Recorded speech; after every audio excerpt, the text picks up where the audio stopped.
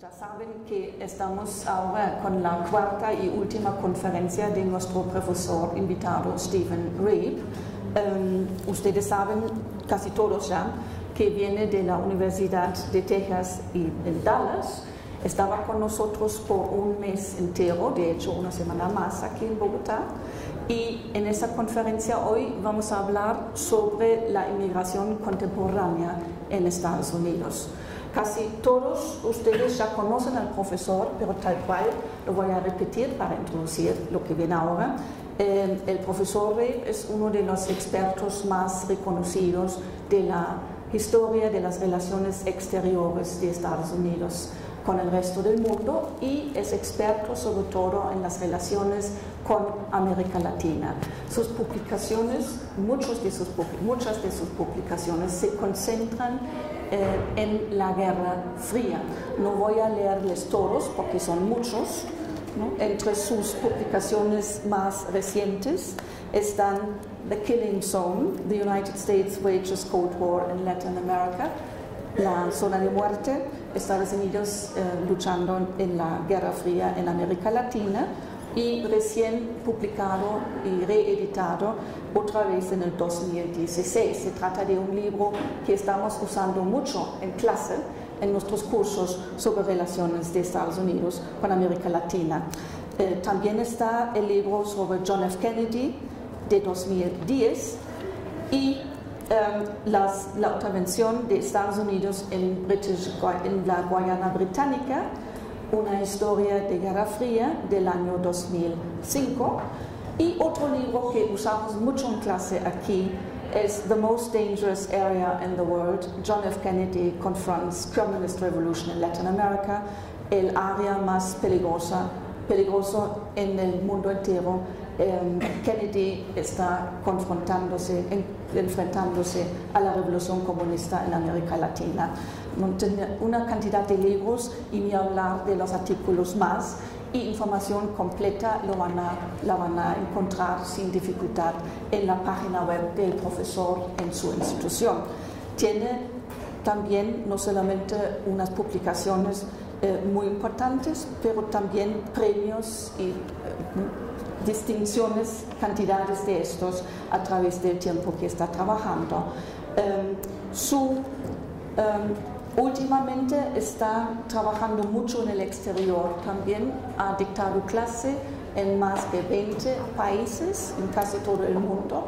Entonces para nosotros, con otras palabras, teníamos mucha suerte de tenerlo aquí por un mes entero, porque tiene una agenda muy apretada por cantidades de invitaciones para dictar conferencias y cursos completos.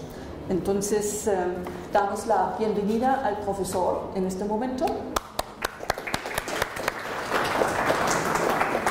Y para no quitarle más tiempo, vamos a empezar. Les pido un favor, si algo está mal con el equipo de sonido, si no escuchan bien, avisan, ¿no? Okay.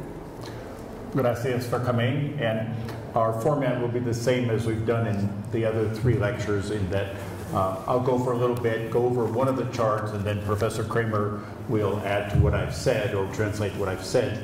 But I think this will be pretty easy if you have no English, because I'm going to be showing you mostly statistics, okay? And then telling you some of the meaning of the statistics. So the topic, of course, is immigration in the United States. And so I want to talk about who has been coming to the United States. We're going to dwell a little bit about Latinos in the United States. I'm going to spend some time about Colombians and Colombian Americans in the United States, talk a little bit about immigration laws, talk about some of the proposals for reform in terms of immigration in the United States, and then of course I will talk about Donald Trump's proposals to build a wall and deport people. Okay.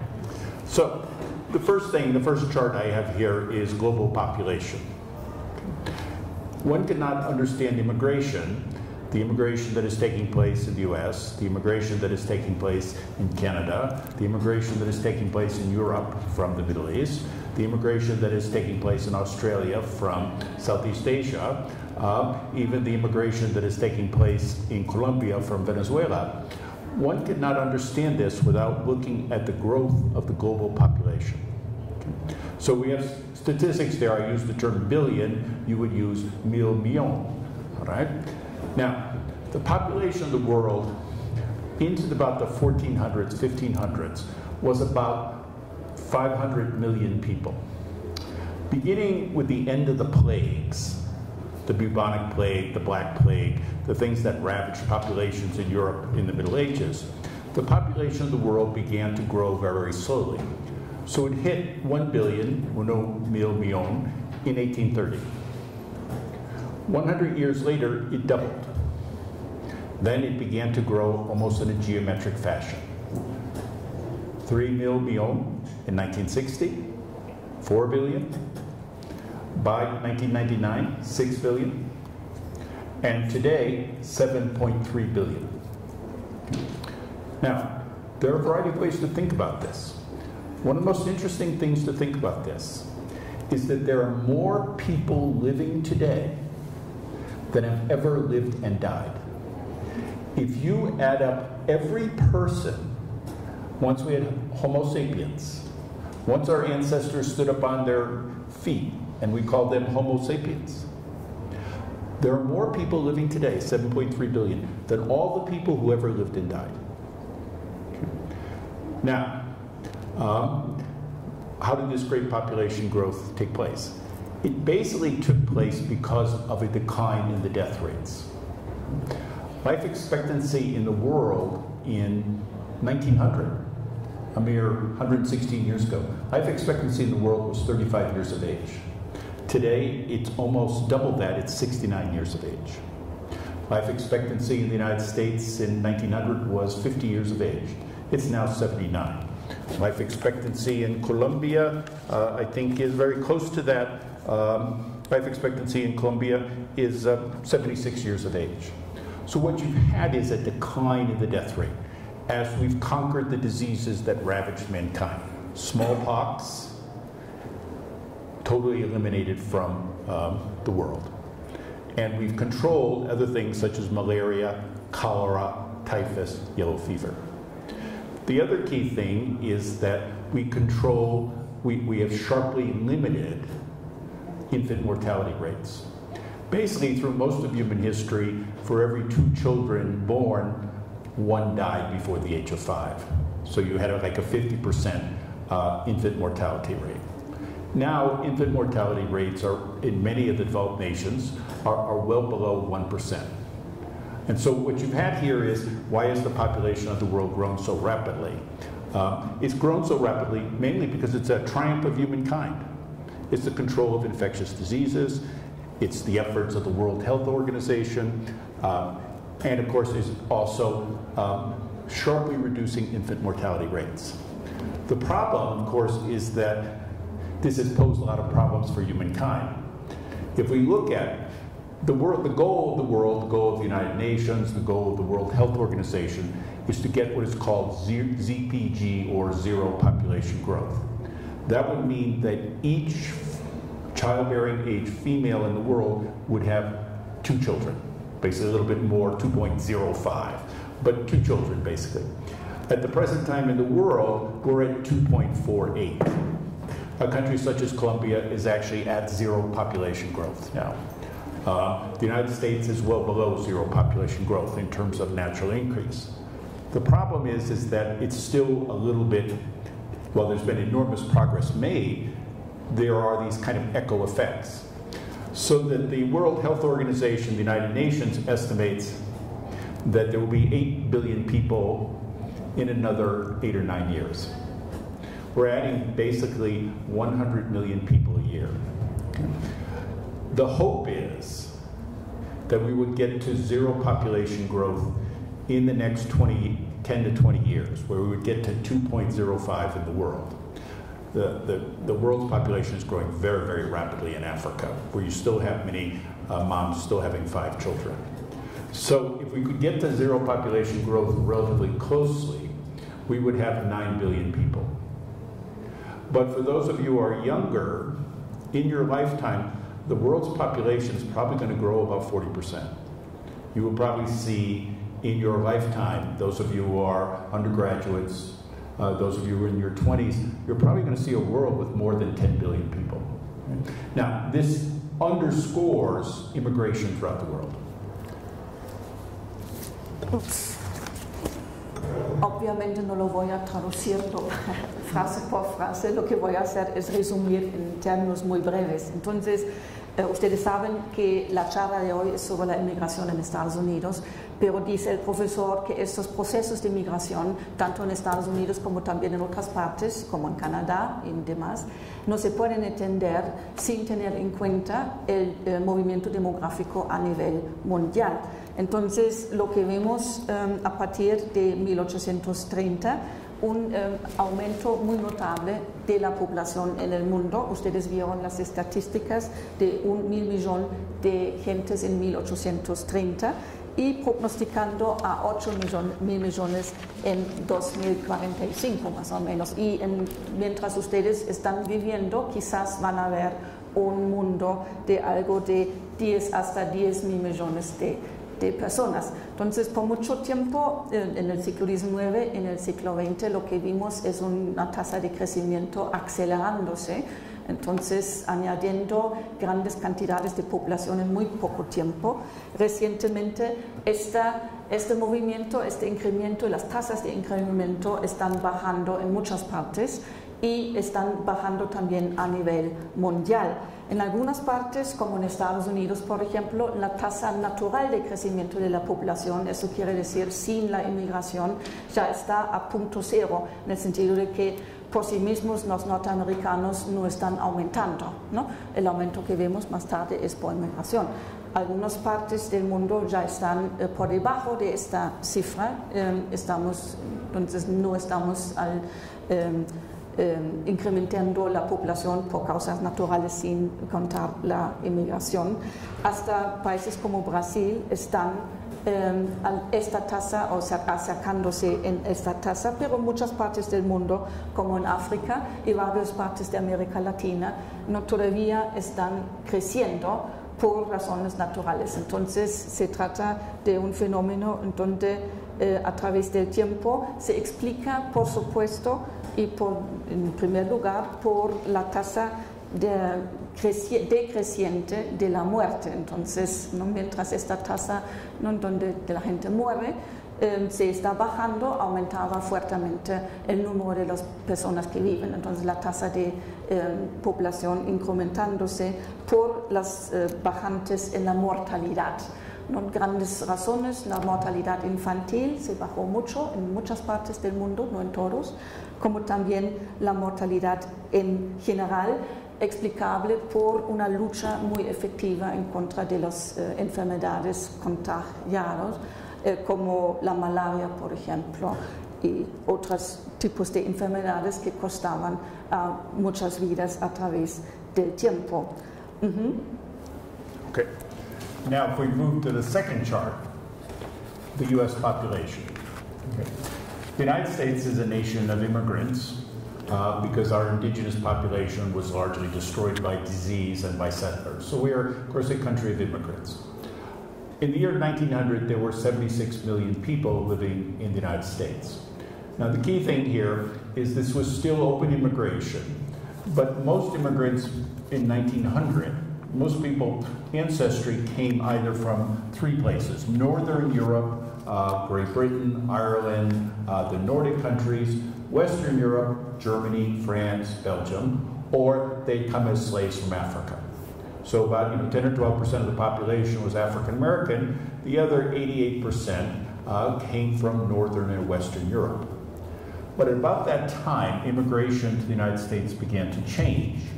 And more people came from Central Europe and Eastern Europe. They came from Italy. They came from Poland. They came from the Slavic countries. They came from the Ukraine. They came from Greece. This is about at the same time that large numbers of people from similar areas were coming to the southern cone. They were coming to Argentina, to Brazil, to Chile, to Uruguay. What was happening here in terms of immigration, and you can see the United States is going to grow from 1900 to 1945, is that you began to see the United States become a more diverse society. It was mainly a Protestant society in 1900, except for Catholics from Ireland.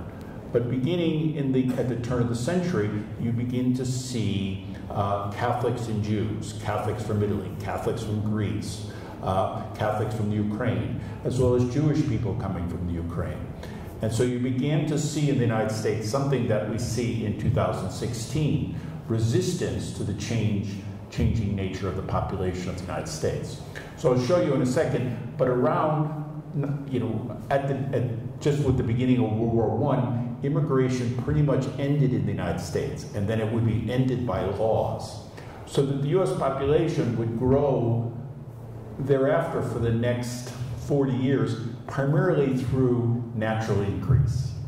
So at the end of World War II, the United States had 145 million people. I was born in 1948, so the population of the US was around 150 million people. But at that particular time in US history, there is no immigration, essentially no immigration at all. From about 1924 to 1965, there is no immigration in the United States. It's basically closed off. The numbers are very, very small, and I'll explain why in a bit. So what you're getting is the US population growing, but it was just growing through natural increase. But you begin to see 1970 to 20-year period, a really big jump.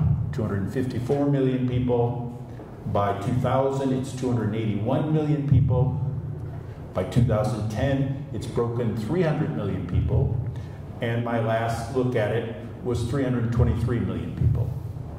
Now, particularly since 1990, somewhat since 1965, but particularly since 1990, the US is becoming a very, very rapidly growing country. We're the third largest country in the world now after China and India. We are adding in the United States every year, our population is growing by 2.5 million people a year. Meaning we add a city of Chicago every year. We add a Bogota every 3 years to the population of the United States. This is primarily through both longer life expectancy, natural increase, and as we'll see here, through immigration. Okay.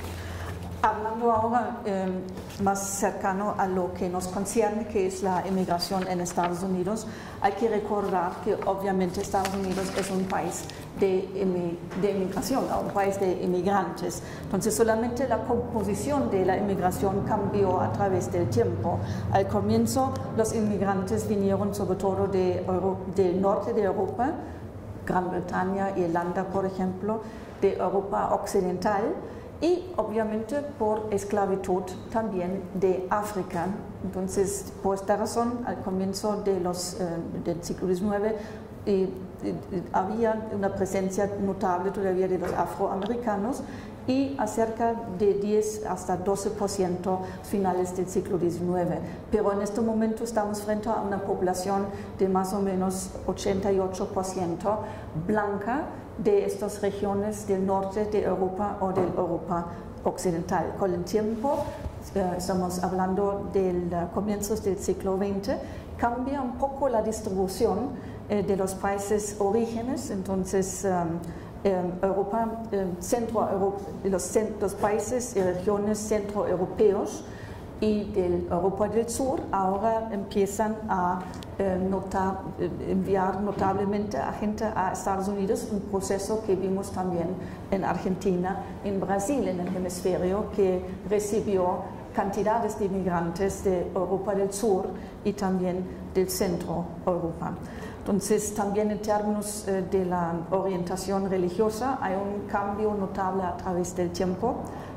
Hacia 1900 la vasta mayoría todavía protestante, siguen siendo protestante la población en general, pero con un aumento notable de los porcentajes de la población católica, y también con comunidades de origen judía muy notables por inmigración después de 1900. En este momento también lo que vemos son resistencias notables en contra de esta inmigración en Estados Unidos. Y lo que es llamativo, a partir de la Primera Guerra Mundial hasta más o menos los primeros años de la Segunda Guerra Mundial, la inmigración a Estados Unidos casi quedó en cero, casi, ¿no? Entonces eso no quiere decir que la población no siguió creciendo la población estadounidense, pero es más bien por incremento natural.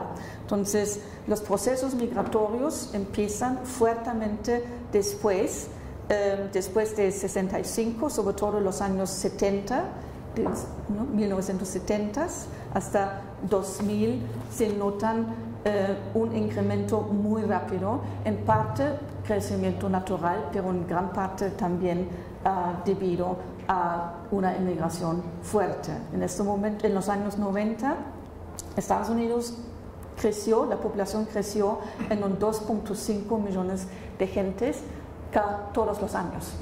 Entonces, un aumento muy notable en términos demográficos. Okay. Now, one point again before I get to looking at how the U.S. has had laws about immigration, again, I want to reemphasize to you, when I was born, there were maybe 150 million Americans. Today, there are 325 million Americans, 323 million Americans. So in my lifetime, and I don't think I'm that old, the population of the United States has more than doubled. So, of course, this is going to put enormous stress on the country, enormous stress on the country. So, let me show you what happened. Essentially, from the end of the Napoleonic Wars, 1815, until the end of World War I, the United States was essentially an open immigration country. The basic law was if you made it to the United States, you were let in. The basic feeling was that the United States was a resource-rich nation, very large nation, with great natural resources, great opportunities for farming, ultimately in the late 19th century for manufacturing, but that we were population short, that we were labor short. So that you generally had a consensus in the United States that was supported by capitalists, was supported by large farmers, that we should be open immigration. So essentially anyone who arrived at Ellis Island in New York, or arrived at the port of Houston in Texas, or anybody who crossed the border from Canada, or anybody who crossed the border from Mexico, you were allowed to come to the United States because we wanted people. We wanted people. Okay. Now, that began to change, as I suggested to you, in the early 20th century, when the composition of the population began to change, of immigration began to change from being Northern and Western Europe to Eastern and Southern Europe, and more important, from Protestant to Catholic and Jew. So the United States had its Donald Trump moment in the 1920s. What we're living through in 2016 happened 100 years ago. So there was a movement to sharply restrict immigration. Now, in part, that was because labor needs were retracting. We had the development of the internal combustion engine, meaning the tractor on the farm. You could work more land with fewer people. In factories, you had electrification and the use of electricity in factories that turned into higher productivity. So there was less of a push from capitalists to allow immigrants into the United States. But more importantly, there was simply a kind of nativist, anti-ethnic, anti-Jewish, anti-Catholic movement. As such, in 1924, the United States basically shut the door on immigration. It allowed only less than 100,000 people a year to enter the United States. More important, it said, if you want to enter the United States, you need these criteria. You need blonde hair, you need blue eyes, you need very light skin, and you better be from Sweden, or from Germany, or from Denmark, or from Great Britain. All right, we made a mistake, we let the Irish in, but we'll let a few more Irish in. But nobody from Eastern or Southern Europe, nobody from Latin America. It was a racist policy that lasted for 40 years, that allowed very limited immigration, and only allowed immigration from Northern and Western Europe. In addition, we excluded all Asians from 1882 to 1945. If you were from China, you were excluded.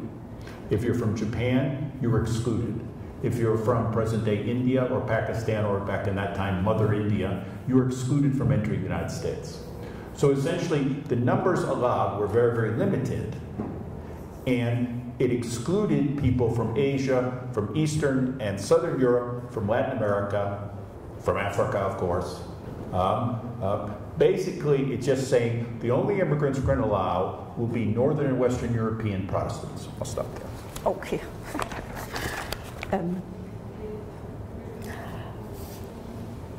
Bueno, entonces ya hablamos del hecho de que a partir del comienzo del siglo XX había un cambio en la inmigración, del origen de los inmigrantes notables, ahora viniendo sobre todo del centro Europa, de Europa Central y Europa del Sur, un cierto cambio en la orientación religiosa de estos inmigrantes más y más católicos, y con estos movimientos se da una reacción bastante fuerte en Estados Unidos, que más y más gente llamando, protestando y queriendo un fin a la inmigración.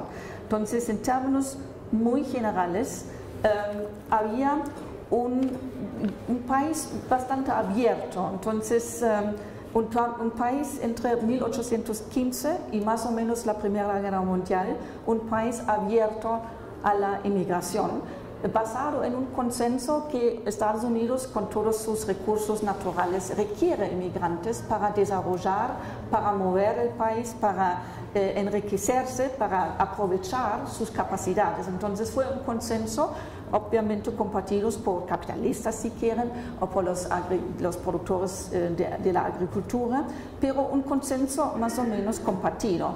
Este consenso va a cambiar al comienzo del siglo XX con estos cambios demográficos y más gente llamando, ¿no?, para un fin a esta política de la inmigración abierta. Entonces, en cierto sentido, en los años 20, Estados Unidos ya tenía su momento Donald Trump, algo muy similar a lo que está pasando ahora, que, ¿no?, políticos ¿no?, populistas advirtiendo que se requiere un fin a esta política de inmigración abierta, y de hecho entre 1924 y mediados de los años 60 se dan restricciones a esta inmigración.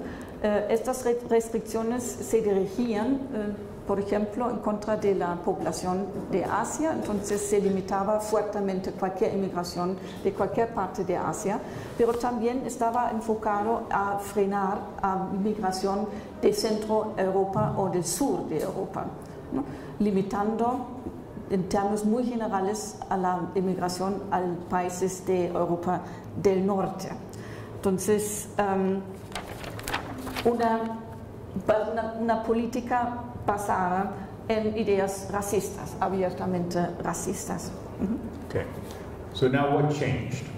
Well, we're in the midst of the 1960s, and we have the civil rights movement, the women's movement, etc., and the law that the United States had for 40 years, excluding people of color, excluding Protestant Jews, was increasingly an embarrassment in the United States. As such, in 1965, a new immigration law was passed, and it remains the basic immigration law in the United States more than 50 years later. This was the Hart-Celler Act of 1965. Now, the Hart-Celler Act basically raised immigration quotas to a couple 100,000 people a year. The U.S. economy was booming, there was a general sense we could use some more workers, so it raised it somewhat. More important, it ended the racist policies of ethnic screening. Okay. Hereafter, anyone who applied could apply to the United States from any part of the world to enter the United States and get a green card. Now, the numbers of green cards were about 200,000. But the test, how would you get in? Well, there basically would be two tests. If you were applying for admission to immigration to the United States, did you have family here? Are we involved in family reunification, bringing a husband and wife together, bringing grandparents together with children, bringing children together with families? So one test would be, do you have family here? The second test would be, did you have a skill that the United States needed? Now, normally that would be not a skill as a history major. That was not perceived as a great skill. Were you a scientist? Were you a technician? Right. Did you have an MA or PhD in science and technology? Then you would go to the front of the line. And that policy has, those basic tests are still in effect in 2016.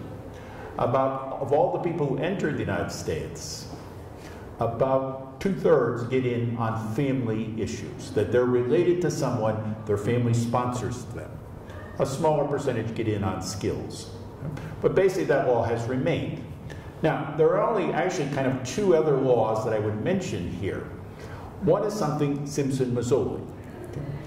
In 1986, even as the United States was increasing and was allowing more people in, some people were coming without authorization, primarily from Latin America. They were primarily coming across the border, primarily from Mexico. So in 1986, there were about 3 million undocumented workers in the United States, or unauthorized. In 1986, the United States said, all right, we're going to resolve this problem forever.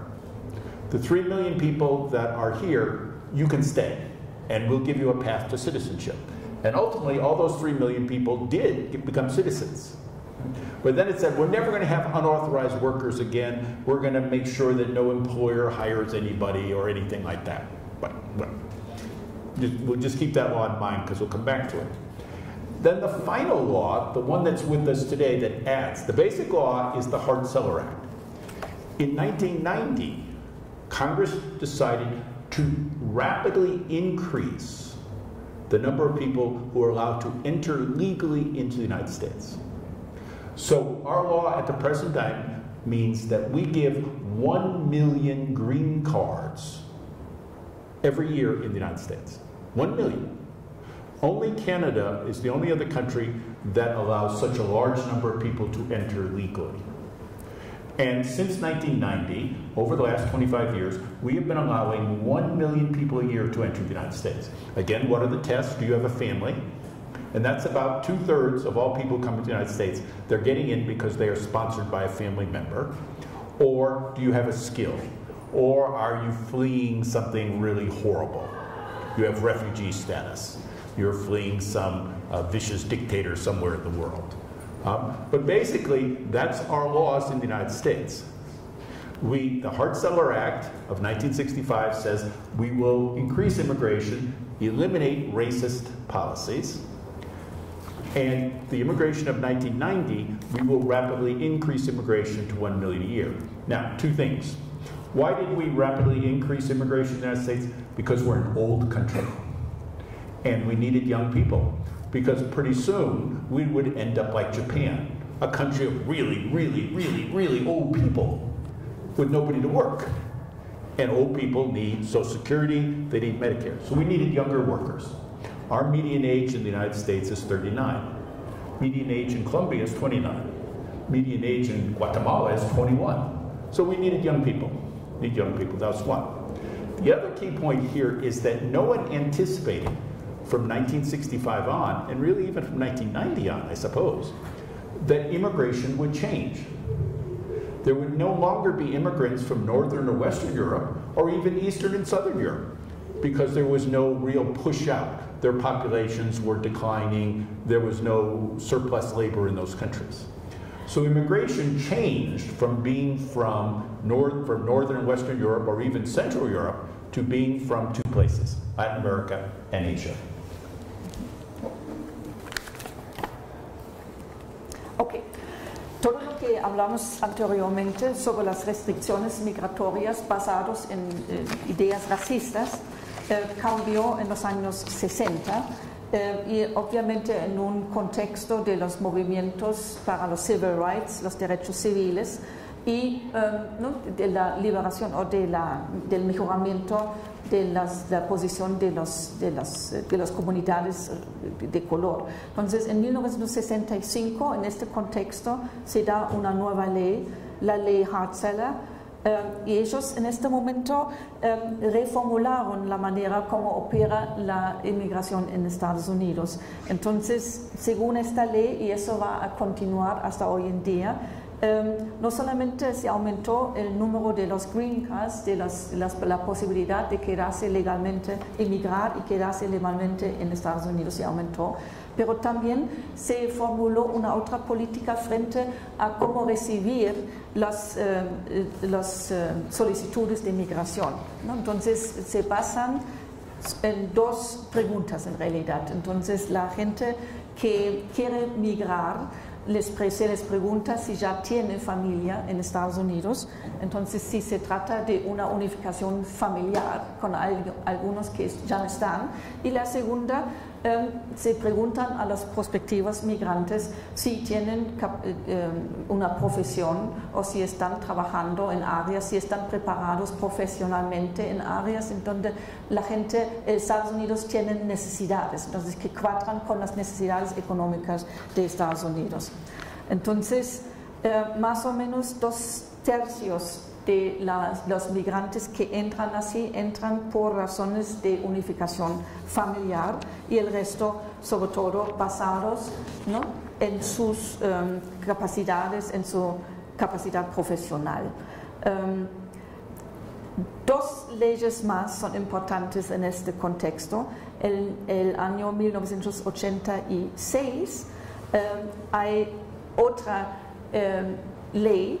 En este momento estamos frente a la situación que Estados Unidos ya hay una comunidad de migrantes no autorizados o ilegales, si quieren, de más o menos 3 millones en el país. Y esta ley de 1986 decide legalizar la gente, esos 3 millones que están. Pero con la idea de no repetir esta experiencia, ¿no?, de que no es una puerta abierta como tal, ¿no?, pero legalizando lo que ya está. En el año 1990, otro momento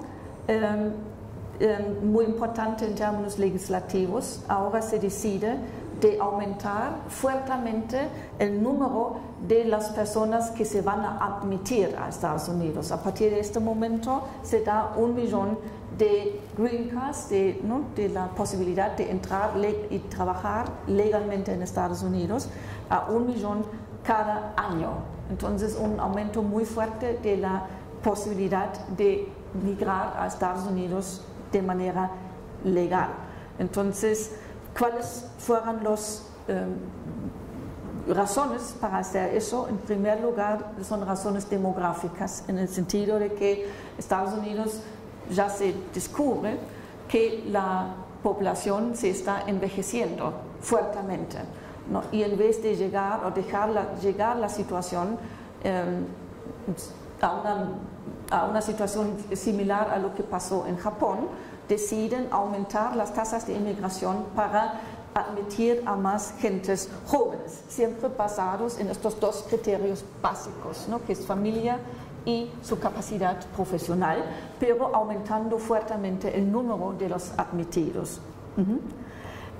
Segundo, en este momento todavía no era totalmente claro qué iba a pasar, ¿no? Y lo que iba a pasar es que la vasta mayoría de estos migrantes, de estas olas masivas de inmigración, ahora vienen de regiones o vienen de países que antes no tenían tanto peso en todo este proceso. A partir de este momento, sobre todo de América Latina y de Asia, lo que iba a transformar la estructuración demográfica de Estados Unidos. Okay. Now, let's look at to see what happened in the United States as immigration was opened and then changed from being from Northern and Western Europe to being from Asia and Latin America. The Census Bureau in 1900 basically pointed out that the United States was a 2-race country. It was either white or black. In 1900, 80% of the population, I would call them Anglo, non-Hispanic white. African Americans were 12%. Latinos, Asians, Native Americans, indigenous people, all less than 1%. 50 years later, not much of a change. We hadn't had any immigrations essentially since 1914. So it's 86% Anglo, non-Hispanic white. African Americans are 10%. Now, yes, you do see some Latinos here. They use the category Hispanic. I would use Latino. 3%, those are mostly Puerto Ricans living in New York City, living along the East Coast. Puerto Rico is part of the United States. A handful of Mexicans are working in Texas, Arizona, but it's basically Puerto Rican. Okay. But then you begin to see, and again, Asian, less than 1%, Native Americans, less than 1%. But then you begin to see big change. Because what I'm also trying to suggest to you is how we're getting to the Donald Trump moment again. In 1980, 80% of the population is Anglo. Now you see African Americans are 12%, Latinos are 6%, and you begin to see Asians. 20 years later, the Anglo population is down to 69%. African Americans are 12%. For the first time, Latinos outnumber African Americans. Now they're using this term Hispanic, anybody, whether you come from Colombia, whether you come from Mexico, whether you come from the Dominican Republic, even if you come from Argentina or Spain, they're still using this term Hispanic. Okay? You see Asians are up to 4%.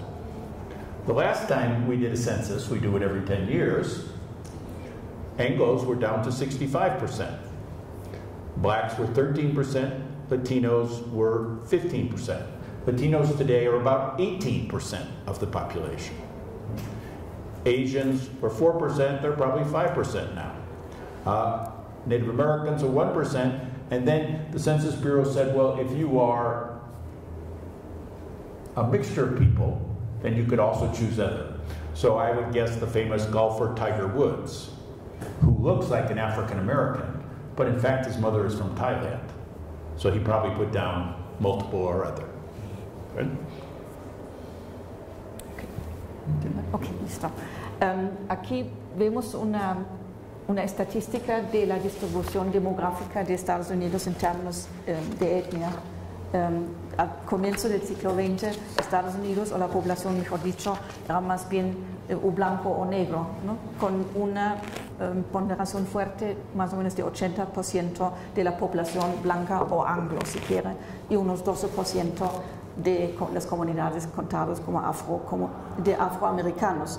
El resto, latinos, ¿no? Gente de Asia, etc., casi no figuraba, eran muy pocos. Hacia mediados del siglo hay más presencia ya un poco visible de América Latina. Se trata de gente sobre todo de Puerto Rico, pero sigue siendo fuerte la población anglo. Pero a través del tiempo lo que vemos es una disminución notable de la población clasificada como blanca, ¿no? Y un aumento notable de la población clasificada como latina, que en algún momento, en el 2000 está empezando a ser más que la población afroamericana. Hoy en día, hasta 2010, la población anglo de 65%, ¿cierto? 13% negro y latino, ahora 18%. Una proporción fuerte también para Asia. Entonces ahora empiezan también categorías de identificación de raza múltiple, si quieren. No piensan en el golfista famoso Tiger Woods, que mucha gente lo ve como negro, pero en realidad la mamá de él era de Tailandia. Sí. De Tailandia, okay. Now let's see what's going to happen in the future.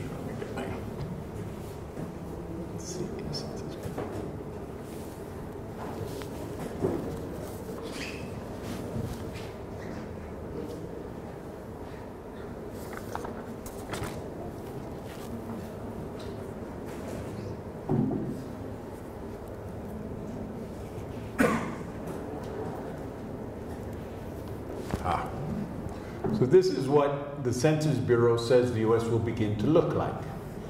It says 4 years from now, our population, which is growing 2 to 3 million people a year, will have 336 million. Anglos, non-Hispanic whites, will be 61%. Blacks, about the same, 13%. But here you see Latinos at 18%. Actually, they've already hit that. Asians, 5%, others, 3%.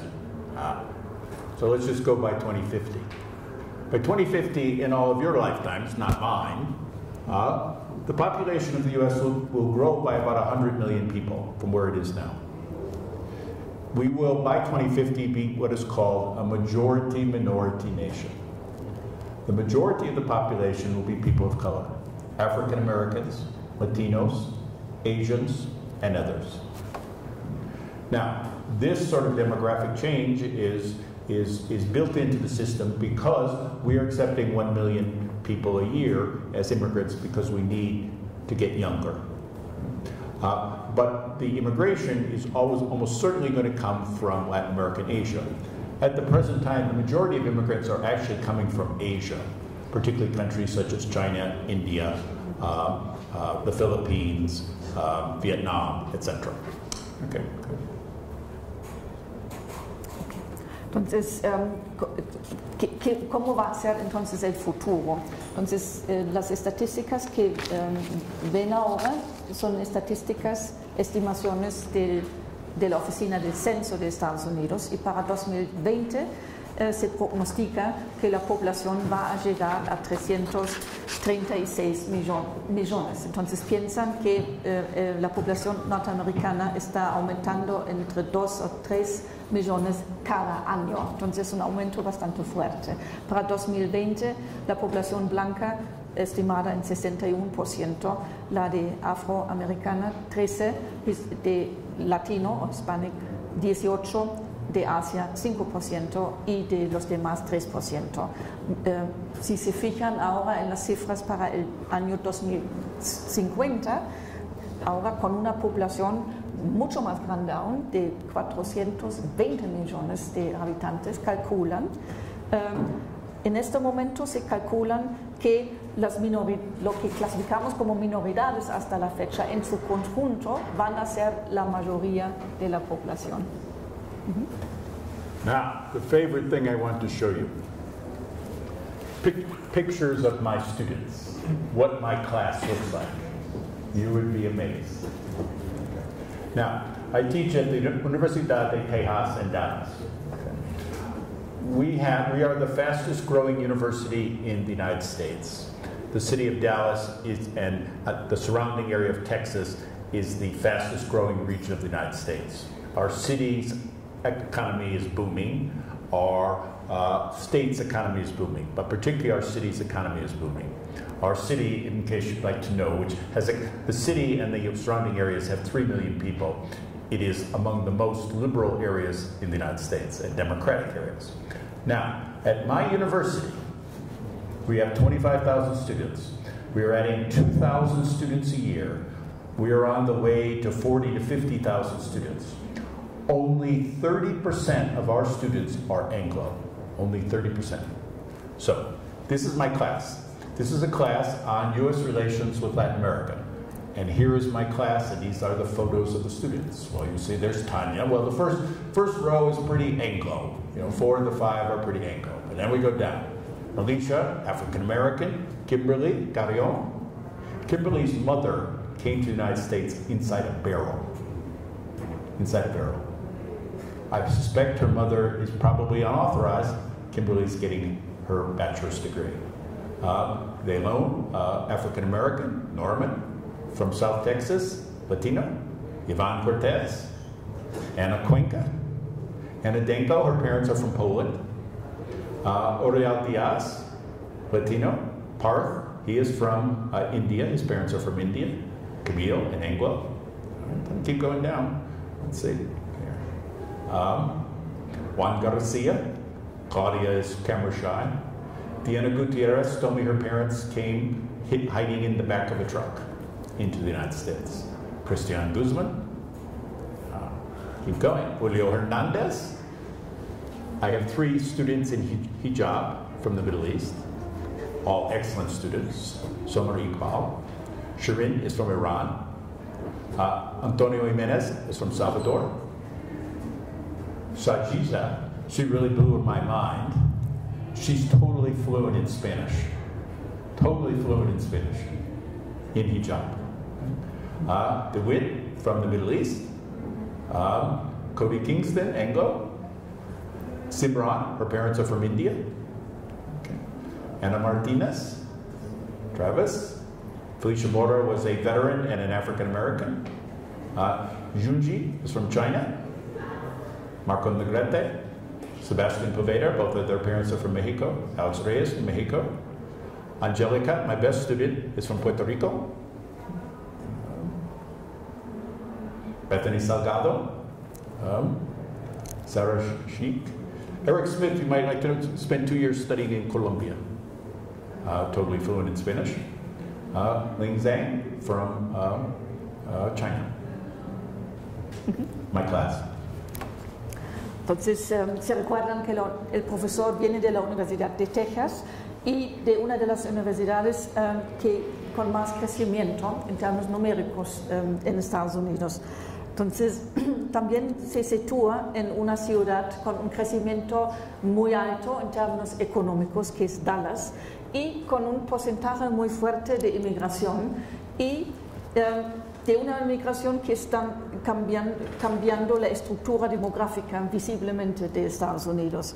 Entonces, en este momento, más o menos 30% de la población es clasificado como anglo. El resto ya pertenecen a otras etnias.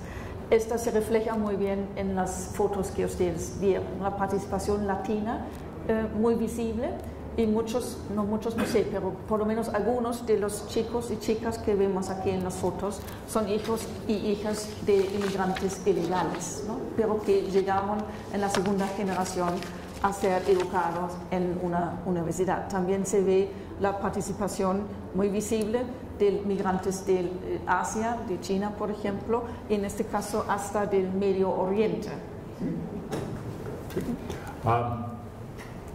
I can assure you, not one of my 47 students voted for Trump. I can assure you that.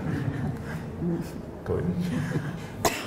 Olvidé mencionar anteriormente que en términos políticos se trata de una región, Dallas, que es en su gran mayoría de orientación liberal en el sentido norteamericano de la palabra, ¿no?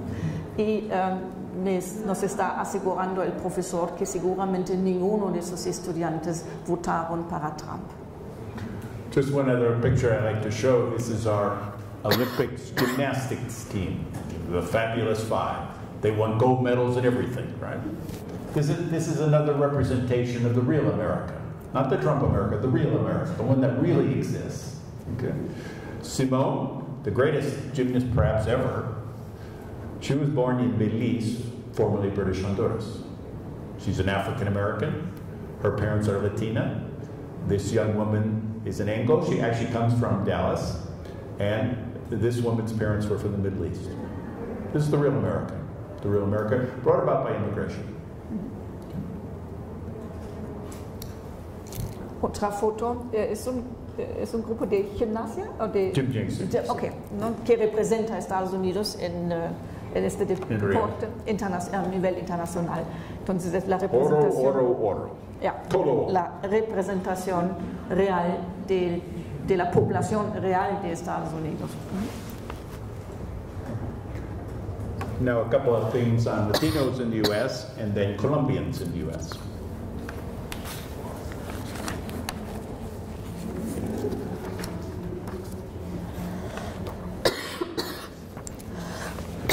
Okay. People of Hispanic ancestry in the U.S.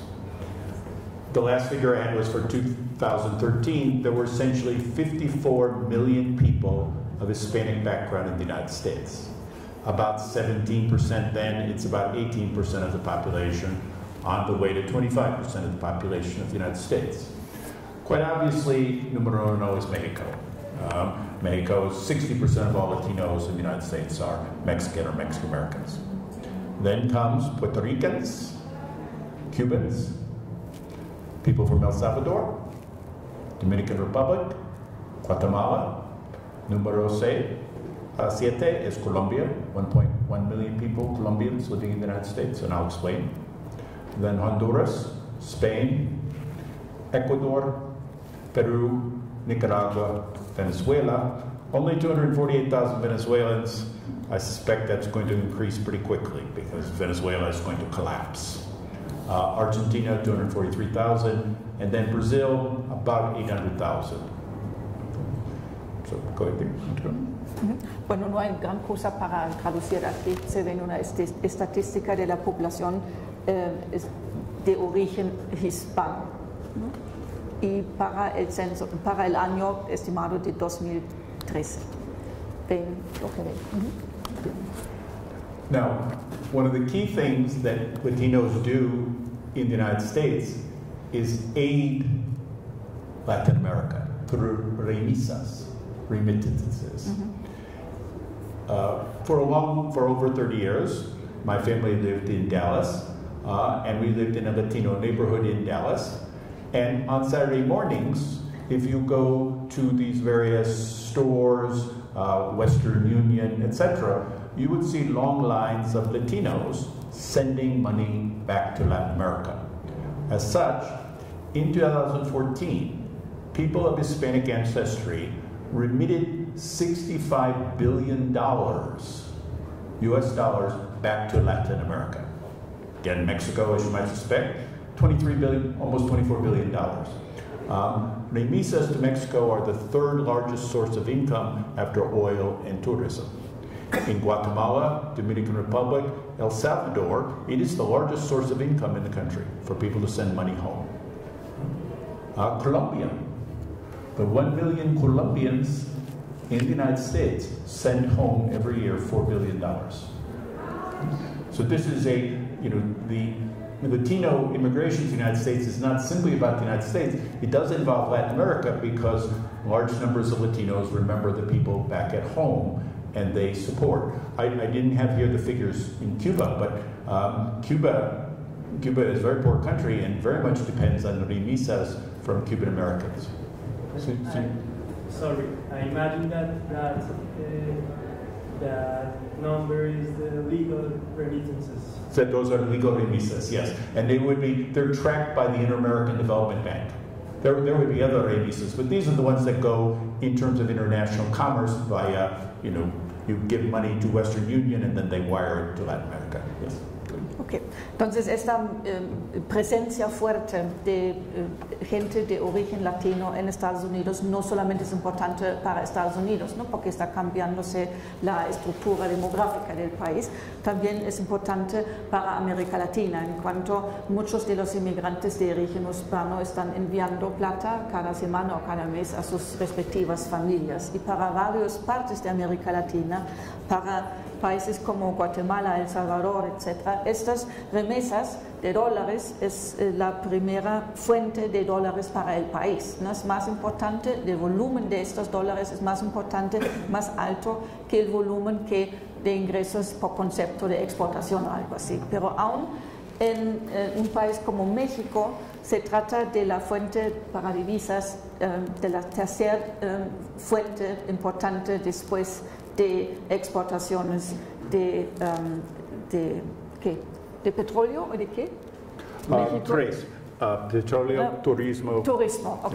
Pero petróleo, turismo, en tercer lugar tenemos las remesas enviadas, la plata enviada de gente de origen mexicano viviendo en Estados Unidos. Now, if we took a look a little bit at the people from Colombia. Okay. In 1990, there were 378,000 people of Colombian ancestry in the U.S. When I use the term Colombian ancestry, meaning either born in Colombia or your parents, grandparents were born in Colombia and you were born in the U.S.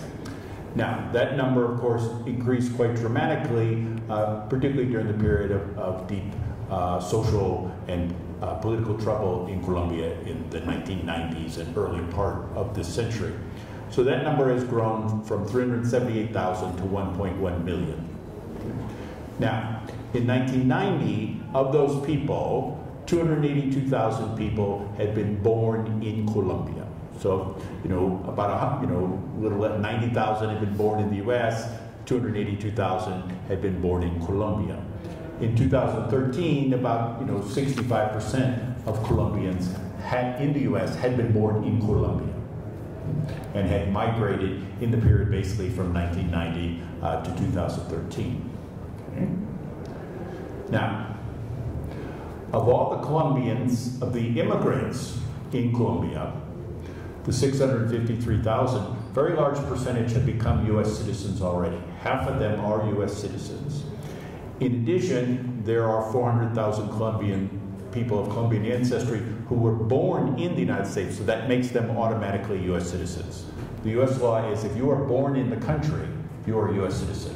I mean, if you are a person, if you were pregnant and all of a sudden you had a premature birth and you were in the U.S. and you were from another country, that baby is a U.S. citizen forever. That is our law. So you see here a very high percentage of Colombians are U.S. citizens now. Where do Colombians live? Well, I know most of you know the large number live in Jackson Heights, Queens, New York, where Little Colombia really exists. There's also a Little Colombia in Miami, and then in the nearby state of New Jersey, there are large numbers of Colombians, but it's very, very close to New York and Queens and Jackson Heights and Queens, often 20, 30 kilometers away. Just a couple more things on Colombians here. 64% of people of Colombian ancestry are proficient in English, meaning that Colombians are acculturating very, very quickly in U.S. society. Most amazingly, of people of Colombian ancestry, 33% have at least a bachelor's degree, where the national average is only 30%, meaning Colombians are better educated than the average person living in the United States. And if you were born in the United States, 42% of Colombians have a BA degree or better already. So that means, of course, Colombia and social mobility in the United States getting higher up is basically based on education.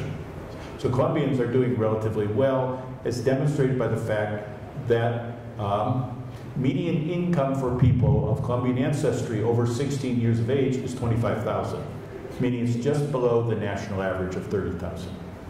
And given the high number of Colombians who have college degrees or better, that will probably surpass the average relatively soon. There are some immigrant groups in the United States that are very, very successful. People from India are very, very successful in the United States. And again, as I said, of remisas, the people of Colombian ancestry in the U.S. remit back to Colombia about $4 billion a year.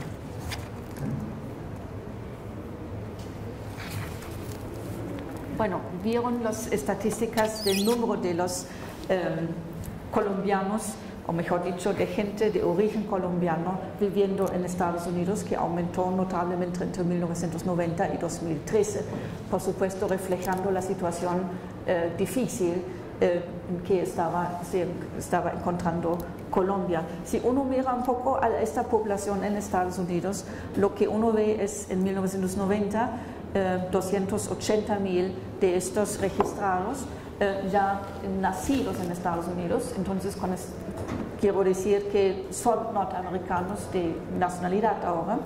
Hasta 2013 son más de 650,000 personas nacidos en Estados Unidos con esta, ¿no?, ya norteamericanos de nacionalidad. Más o menos la mitad de los que clasificamos como inmigrantes de origen colombiano ahora son ciudadanos naturalizados, ¿no? Son 56% en total. Y 400,000 personas de origen colombiano son de norteamericanos, o son estadounidenses, mejor dicho, de ciudadanos estadounidenses por hecho de haber nacido en Estados Unidos. Hay una cierta concentración, si uno mira el mapa de Estados Unidos, donde viven sobre todo en Nueva York y en ciertas partes de Nueva York como Jackson Heights y regiones cercanas como New Jersey, y otro núcleo fuerte de colombianos obviamente se encuentra en el sur de Florida, sobre todo en Miami. Si uno mira a estos grupos colombianos en su totalidad, lo que uno ve que más o menos 64% de estas gentes de origen colombiano están hablando inglés, y pueden hablar inglés, y lo que más llamativo, si uno mira a esta población, es que 33% de los adultos, ¿no?, de esta gente tiene por lo menos un pregrado universitario. Eso es más alto que lo que está pasando en la población en general, que son 30% de todos los adultos que viven en Estados Unidos tienen un pregrado, o por lo menos un pregrado. En el caso de los de origen colombiano son 33%. Y si uno mira más específicamente a estos gentes de origen colombiano ya nacidos en Estados Unidos, lo que uno ve es 42% de esta gente tiene por lo menos un pregrado, ¿no? Pregrado universitario. Si uno mira al ingreso mediano, para toda gente de origen colombiano que tiene más de 16 años, son $25,000 al año, mientras el promedio nacional es $30,000. Entonces, están un poco por debajo del promedio nacional, pero probablemente en el futuro cercano, debido al hecho de que están bien preparados en términos académicos, van a alcanzar el promedio o quizás pasar el promedio, por encima del promedio, como se notó en otros grupos migratorios, por ejemplo, el grupo de las migrantes de la India. No, allá encontramos una población con un promedio mucho más alto del promedio nacional en términos de ingresos. Okay. Now I just have winding up, and there are kind of just two more things here to talk about the future. And so, first I want to present you the Barack Obama or Hillary Clinton view of the world, which of course is not going to happen, by looking at what they had proposed. And I might just add, because I like to add it all the time, it's now estimated that Hillary Clinton will end up with 2.5 million more votes than Donald Trump. Just incredible, just incredible. Okay. Well, what did Barack Obama propose and Hillary Clinton was going to pursue in terms of immigration in the United States? Well, one, they or me can't do anything about the people who don't like the fact that the color of the United States is changing. All I would tell you is the class that I taught there, that I showed you the photos of, and that I've been teaching at my university, are the best students I've ever had in my life. The students from Latin America, from Asia, the Middle East, from Africa, as well as the students who are Anglo. They are the best students I've ever had. So there's large numbers of people that simply don't like the fact that the color of the United States is changing, and they dislike the end of white privilege. But we still need workers, so the 1 million green cards a year is going to continue. The biggest debating issue, of course, is that over time, large numbers of people entered the United States without authorization. And the general number today in 2016 is about 11 million people who do not have legal documents to stay in the United States, or put another way, they don't have a green card. Okay. So, what to do? Barack Obama had a variety of proposals. For one, he issued an executive order using the power of the presidency on immigrant children or so-called dreamers. Sometimes people entered the United States without authorization, bringing along a baby, bringing along a 2-year-old, bringing along a 5-year-old. These young people grew up in the United States. If they came from Mexico, they probably don't speak Spanish. But they're not in the United States legally because they were brought by their parents. Okay. So Obama in 2011 said there would be no deportation of such people, the so-called dreamers, particularly if they'd achieved a college education or a community college education or were serving in the U.S. military. So this affected about 750,000 people. Okay. So he issued that in 2011. That remains in effect. There is that those who have achieved the so-called dreamer status are exempt from deportation. Usually now, if you join the U.S. military, you will be gain citizenship also. Okay. Now, in 2012, after the Republicans had suffered a very bad electoral defeat at the hands of Barack Obama, and large numbers of Latinos had voted for the Democrats, as well as Asian Americans, the Senate proposed a reform to do something about the 11 million people. What the Senate proposed, and it passed in the U.S. Senate 68-32, was that we'll continue to allow 1 million people a year into the United States.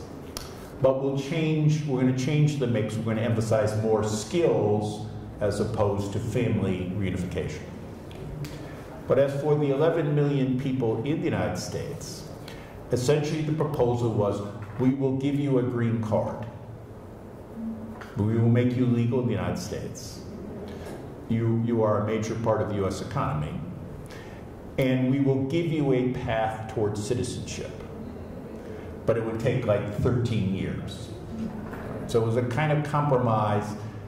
You could stay in the United States, you'll be legalized, and over a 13-year period, you could gradually apply for citizenship, which includes demonstrating proficiency in English, knowledge of American history, no criminal record, etc. That passed by 68-32, but the House of Representatives, which was controlled by Republicans, wouldn't even take the bill up. Because they said, well, this is amnesty for the 11 million people, they should be deported. So nothing happened.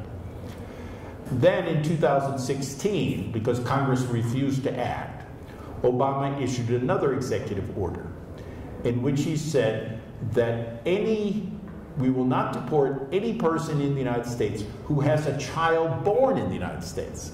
Okay. And that actually affected 5 million people. Because one of the key things is the people who are in the United States without authorization, without proper papers, have been in the US, as I'll show you, on the average of 13 years. Lots of them have had children in the United States. If you are born in the United States, you are a citizen. So the idea that you would deport someone and take the mother or father away from the child who is a US citizen, just to Obama, seemed insane. So we issued that order. That would have affected 5 million of the 11 million people. But then those who opposed it, mainly Republicans, found a judge who blocked the executive order. So that was the Obama view, the Clinton view of the world, which was essentially legalize, give a path to legalize everyone and give a path to citizenship long term.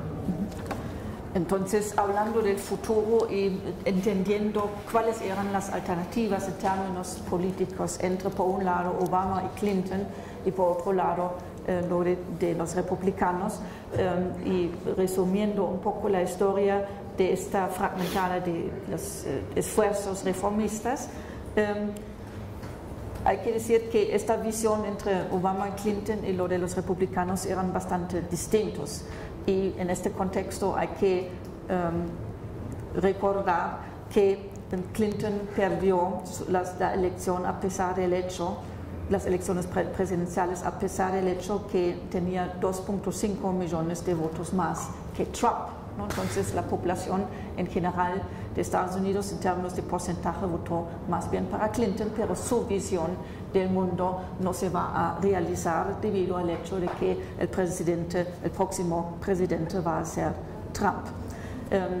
De su propia experiencia, dice el profesor, ¿no? Con estos cambios demográficos muy fuertes y su impacto que tienen a nivel universitario, dice que los estudiantes que hoy en día están dictando clase son los estudiantes mejores que ha visto en su vida. Entonces, en este sentido, los cambios demográficos a nivel académico muy positivos.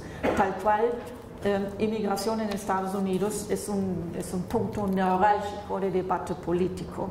Y resumiendo un poco los esfuerzos para reformas migratorias, hay que empezar con un esfuerzo del presidente Obama cuando trató de legalizar ciertos segmentos de los migrantes que se encontraban ilegales en Estados Unidos, tratando de legalizar a los llamados Dreamers, gente muy joven que entró a Estados Unidos como bebés o como niños muy chiquititos que crecieron en Estados Unidos, probablemente hablando inglés en vez del español y todo eso. En términos de formación, de orientación, son norteamericanos, pero están en Estados Unidos de manera ilegal. Entonces, fue un esfuerzo para legalizar más o menos 750,000 personas.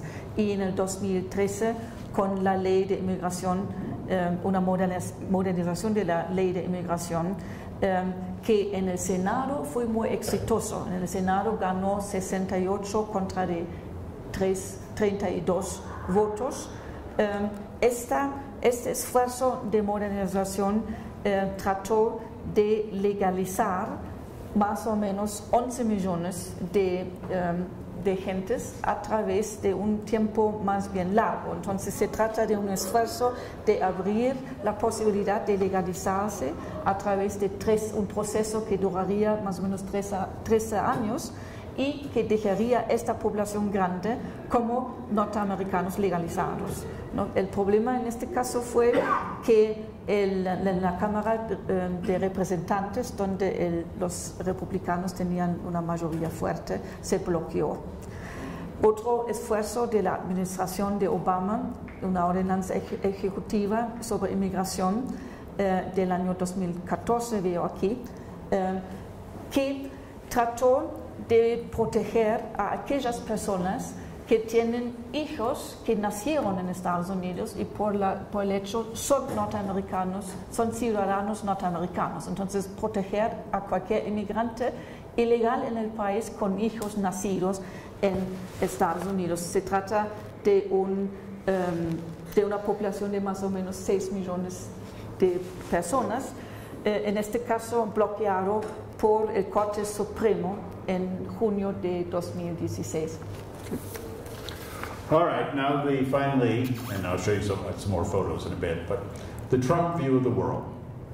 Okay, the deportation issues.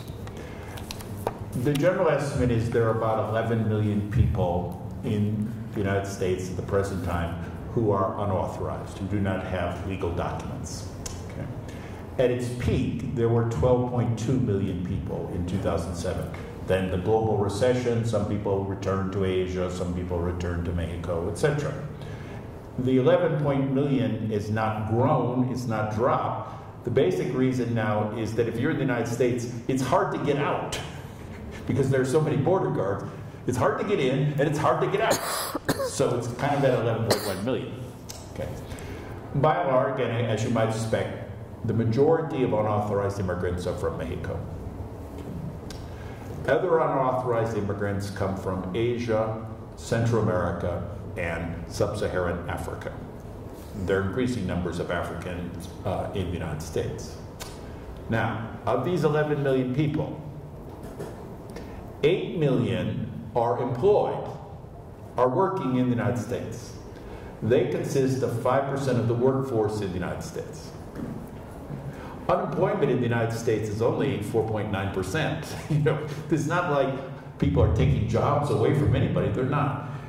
And well, what types of jobs are people doing? Well, they're farming, picking crops. You know, it's really tough work. They're in construction. They're in food processing, you know, plucking the chickens, you know, and restaurant work, washing the dishes, etc. The reality is that the U.S. economy would collapse if 11 million people were deported or the 8 million people working are deported. This is a reality. This is reality. Now, 5 million of the unauthorized immigrants have immediate family members who are U.S. citizens. That is, they have children here in the United States that are in the United States, that were born in the United States, that are legal U.S. citizens. That is the U.S. law. It's the 14th Amendment to the U.S. Constitution. If you were born in the United States, doesn't matter who you are, where you're from, you are a U.S. citizen. That confers U.S. citizenship on you. So the idea of deporting some 5 million people whose children are in the United States is, of course, insane. The average time in the United States, an unauthorized immigrant, is 13.6 years. Again, it's hard to get in the United States now. It's really hard to get out of the United States. So you're in there. You're there. Okay. Now, Barack Obama did deport significant numbers of people during his 8 years in office, about 2.5 million. People were deported if they were criminals or if they were caught crossing the border, or kind of initially caught. Donald Trump has pledged, although, you know, every day his pledges seem to fall apart, he pledges to deport immediately 2 to 3 million criminal immigrants.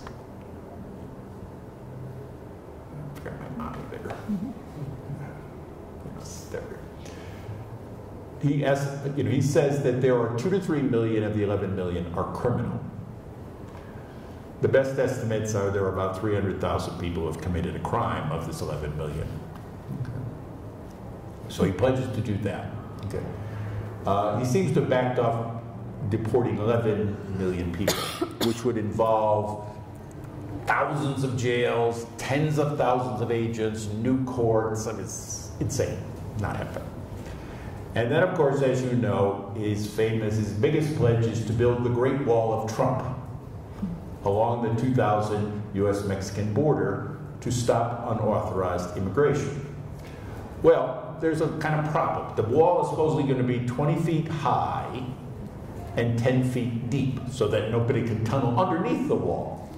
And I guess it's an assumption that Mexicans don't have 22-foot ladders. They do, but you know. To build this wall would cost $25 billion.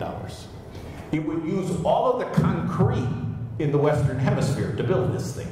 You know, there would be no concrete to build any buildings anywhere else in the Western Hemisphere. Beyond that, there's a kind of problem.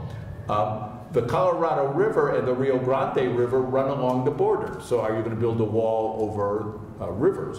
And Mexico has the right for the rivers to flow into Mexico. So how are you going to deal with that? Well, you know. In any case, how does a person become an unauthorized person in the United States? How do they get into the United States? The vast majority of people do not cross the border. They do not swim across the Rio Grande River. No, they come in a Boeing 787, they land in New York City with a visa, and guess what? They overstay their visa. And nobody stands out in New York City. You know, if Colombian authorities were looking for me, they'd find me pretty easily in Bogota, because I stand out. Any of you come to New York City, you look like everybody else. So you never find people. You never find people. How do people get in the U.S.? It's not by the, you know, people are not crossing the border. People are just overstaying their visas. And once you're in the United States, particularly if you're in New York City, or you're in Chicago, or you're in Los Angeles, or where I worked in Dallas, nobody will notice you because you look like everybody else. Because everybody else looks different. You know, it's just a very diverse society. So the idea that somehow you would stop unauthorized immigration with a wall is crazy. The greatest numbers of people that are trying to enter the United States unauthorized are children from Central America. And basically, they don't try to sneak in, they just show up at the border and say, arrest me, so that I can get into the United States and then I can find my parents who are already in the United States. So all of this is just, you know, but these are the Trump ideas. None of them are feasible, none of them are realistic. And I would also tell you that the vast majority of America, I mean, already cities like New York and Los Angeles have said, we will not cooperate. And large numbers of churches, universities, will become sanctuaries for people that they try to find. So, I mean, there's simply going to be total resistance to this because the vast majority of people do not agree with this. And I underscore again, the majority of Americans did not vote for Donald Trump. His vote total is down to about 46%. So these are his ideas. Everyone's noticed in the last few days he hasn't mentioned them. Somebody may have pointed out to him that they're crazy. Ok, entonces ahora hablamos sobre la visión que tiene Trump, sobre todo eso que tiene que ver con inmigración y deportación. Entonces, en este momento encontramos más o menos 11.1 millones de migrantes ilegales sin autorización en Estados Unidos. No se trata del número más alto recién registrado, lo que si uno busca un poco uno encuentra que en el año 2007 había más, son 12.2 millones de inmigrantes ilegales en Estados Unidos. En este momento el número no parece ni bajar mucho ni subir mucho. De estos que 11.1 millones de gentes no autorizados, la mayoría son de origen mexicano, que no da mucha sorpresa, pero hay otros grupos bastante fuertes en este volumen total de inmigrantes ilegales que vienen de Asia, de América Central y de África del sur del Sahara.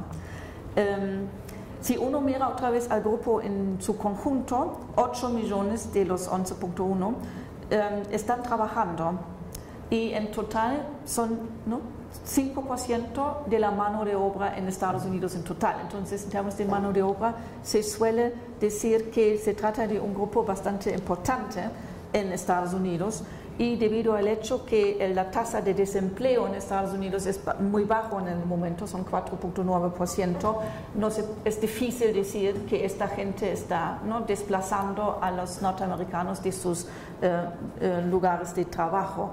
Además, si uno mira un poco en qué están trabajando, estos migrantes ilegales están trabajando en la agricultura, en construcción, en la industria de alimentos, en los servicios. Entonces son empleos con ingresos más bien bajos, y sería muy difícil para la economía de Estados Unidos de mantenerse viva sin este grupo de migrantes ilegales con bajos ingresos.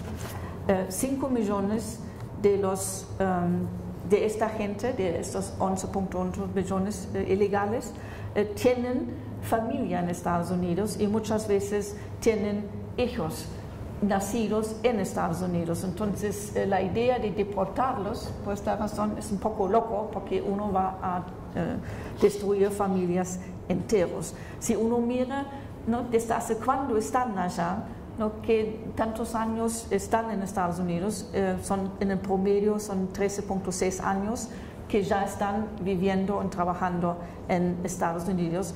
12.5 millones, de hecho durante la administración de Obama, 12.5 millones de inmigrantes ilegales fueron deportados. Algunos son deportados después de un pleito o lío jurídico, pero muchas veces es más bien así, que tratan de entrar en Estados Unidos, son capturados y devueltos a su país de origen, como por ejemplo México. Donald Trump al comienzo advirtió que iba a deportar a todos los migrantes ilegales, y en sus discursos más recientes, en discursos de propaganda, estaba advirtiendo que iba a deportar entre 2 y 3 millones supuestamente criminales de este grupo de inmigrantes ilegales, lo que es un poco curioso, porque siguiendo a unas estimaciones más fundamentadas, de este grupo en total se encuentra solamente 300.000 personas en líos jurídicos. Entonces uno no entiende de dónde saca Trump la cifra de entre 2 o 3 millones de inmigrantes ilegales y criminales. Otro punto importante en sus discursos para ganar la presidencia, como ustedes todos saben, advirtió que iba a construir un muro en la frontera, en esta frontera larguísima de 2.000 millas, para frenar a esta migración ilegal.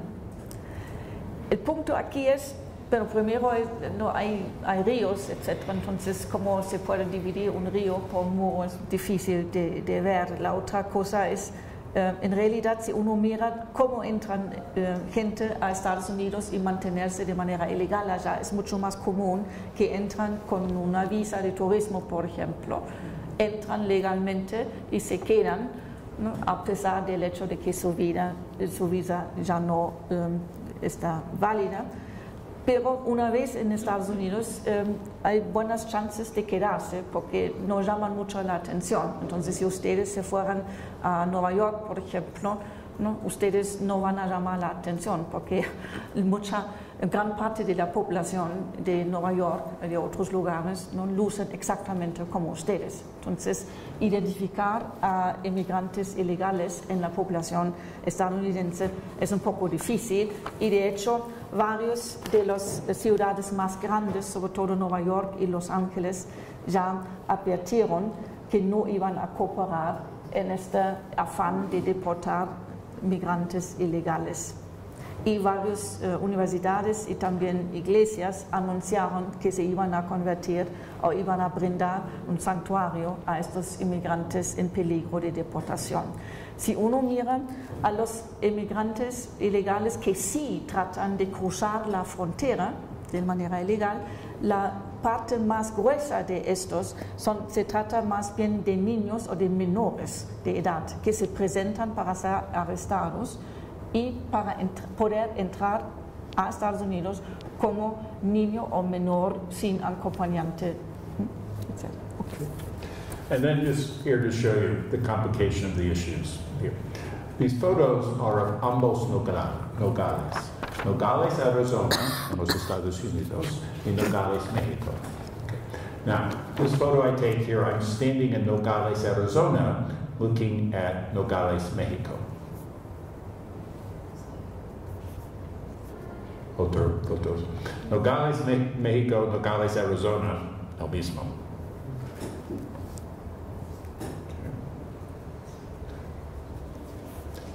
But there is a wall already.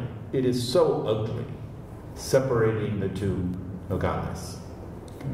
And in a way, it's kind of, I would explain here in a second, it's a very silly wall, but a very tragic wall. Here you can see, you can look into Nogales, Mexico through the wall here. It's a kind of a fence. And there are many such fences along the US-Mexican border. Unfortunately, a confrontation took place, and right here are some bullet holes, and a US federal agent shot a young man, and you can see the bullet holes right there. And that's the young man. He was an innocent passerby. There were people throwing rocks over the wall at the agents, and they fire away and they hit an innocent person. It's a very big issue. Here again, the wall. Oh, let me go back over there. I think we missed something. Let's see. Okay. I wanted to show you something.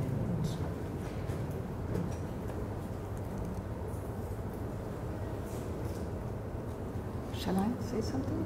Are you able to? Go ahead. Okay.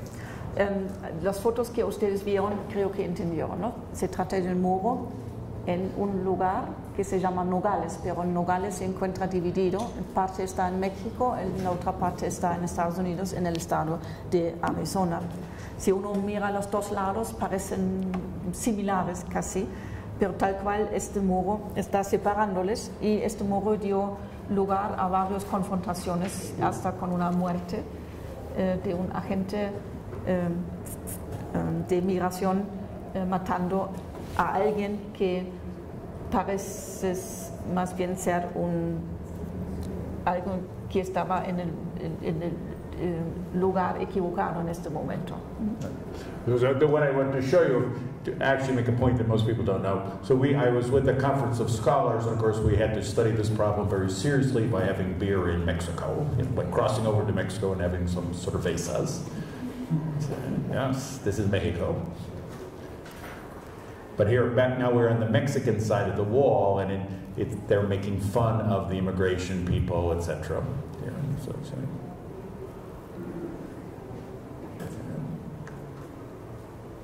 Yes, this is immigration from the migra from the Mexican point of view. Mamando gallo de este lado, para decir algo muy colombiano, mamando gallo de este lado mexicano de Nogales, no hacía la otra parte y los esfuerzos de los oficiales de inmigración. My final little point before preguntas. Most people do not know that in the United States, 25 miles south of the Mexican border and 25 miles north of the US border is a separate country, really, in a way, called Mex-America. In that, essentially, anyone with some proper papers can, I'm in the dark here, can cross into the United States from Mexico, and anyone from the U.S. can cross into Mexico within 25 miles. Then there are border checks 25 miles in. So an entire new civilization has been created that people call Mex-America. It's not Mexican, it's not American, it's Mex-America. And it is a very festive place and a rather unusual and different type of, it's kind of very bicultural place. Virtually all the people who live in Mex-America are bilingual. And so what you see is big buses cross into the US and they go to Walmarts or Targets and they are filled with hundreds of Mexican ladies who go shopping in the United States, then return back to Mexico. And then there are scholars who cross the border for some good cerveza. De hecho, en todos estos debates sobre migración, inmigración ilegal y todo eso, muchas veces se olvida que en realidad existe una franja bastante amplia, que son 25 millas al norte y 25 millas al sur de la frontera. Gente viviendo allá pueden moverse libremente en esta zona, ¿no? Y hoy en día se llama esta zona Mex-America. Entonces no es realmente México, tampoco es Estados Unidos en términos de su cultura. Entonces hay una mezcla fuerte de México en Estados Unidos en esta franja al lado de la frontera. Una civilización nueva, ¿no? De gente bilingüe que habla tanto español como inglés, ¿no? Y donde hay un intercambio muy fluido de personas y de productos y comercio, etc. Hasta tomando cerveza al otro lado de la frontera. Okay. Preguntas.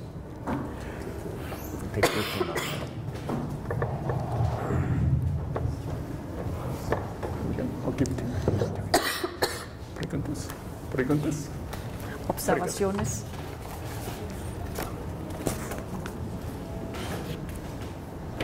After seeing pictures of your class at the University of Texas, I wanted to know what is your position on affirmative action? My position on affirmative, well, of course, we have affirmative diversity at the University of Texas at Dallas. I would note to you in education in the United States, 58% of all bachelor's degrees now go to women. And the majority of MA and PhDs go to women. We almost have a kind of natural affirmative action in the United States in that these students are so talented. The students from the Middle East, the students from Latin America, the students from Asia, that they are just simply succeeding on their own. Generally speaking, I prefer that affirmative action as a citizen be pretty much limited to African Americans, because only African Americans have suffered the enormous injustices over 350 years in the United States. They've suffered greater than any other ethnic or religious or racial group. So I tend to favor affirmative action for African Americans. But I would note to you that that very diverse class that I had got into the University of Texas Dallas because of merit, because they were qualified, because they were highly qualified. Otras preguntas? You want to translate? Yeah, and la pregunta estaba acerca de la posición del profesor frente a affirmative action. Es una disposición para dar preferencia a mujeres y a grupos minoritarios de la población para que tengan mejores chances en el sistema educativo, por ejemplo. Entonces nos dice el profesor, si uno mira a su clase, ¿no? Una diversidad étnica muy fuerte allá, que es producto más bien de las capacidades intelectuales de los estudiantes que entran, que a una acción que les favorece. Pero en general lo que vemos, había un cambio muy fuerte en cuanto a la participación de las mujeres en el sistema educativo. En cuanto al pregrado, más o menos 58% de todos los estudiantes son mujeres, perdón. Y mejores también, me parece, pero bueno, eso es freudiano. En términos generales, dice el profesor, lo que él haría es limitar esta política de dar preferencias a las comunidades afroamericanas por tratarse del grupo que más ha sufrido por discriminación. ¿no? Entonces, concentrar esta política hacia los grupos afroamericanos. Otras preguntas.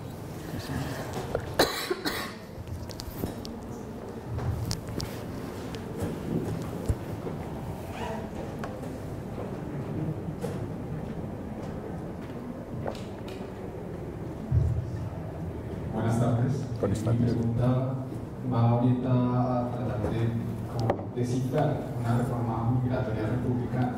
Se puede pensar que un registro criminal para migrantes pueda ser establecida dentro de una iniciativa legislativa en el próximo Congreso y pues también si aparte del muro podría preverse una mayor presencia militar a lo largo de la frontera México-estadounidense, dado que pues saltar el muro no es simplemente como la única forma que tendrían los inmigrantes ilegales de tratar de cruzar la frontera, sino pues ya se vio con el caso del Chapo, el túnel y otro tipo de formas que los coyotes y redes de trata de personas pues emplean para hacer que crucen los ilegales.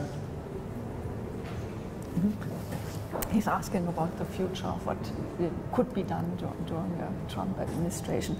How likely is it that they will sort of register immigrants that have criminal records and act upon it? And the other is, at the border, how likely it is that it will be more heavily militarized to stop it? Both excellent questions. The first question about registering people, etc.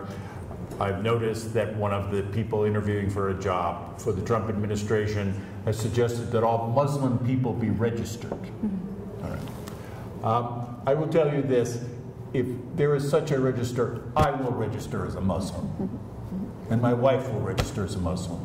The head of the Jewish organizations in the United States said he would register as a Muslim. So it's not going to happen. There's going to be resistance to this. Now, in terms of the border is already very heavily patrolled. I mean, there are certain elements of the border where it's just desert, in New Mexico, Arizona, perhaps not as heavily, but the border is very, very heavily patrolled. The actual numbers of people getting into the United States without authorization across the U.S.-Mexican border is very, very small now. In fact, more people are leaving, going back to Mexico than are crossing from Mexico to the U.S. So, I mean, you could put more troops there, you could put bigger fences, but that is not how people get into the United States without authorization. They overstay their visas.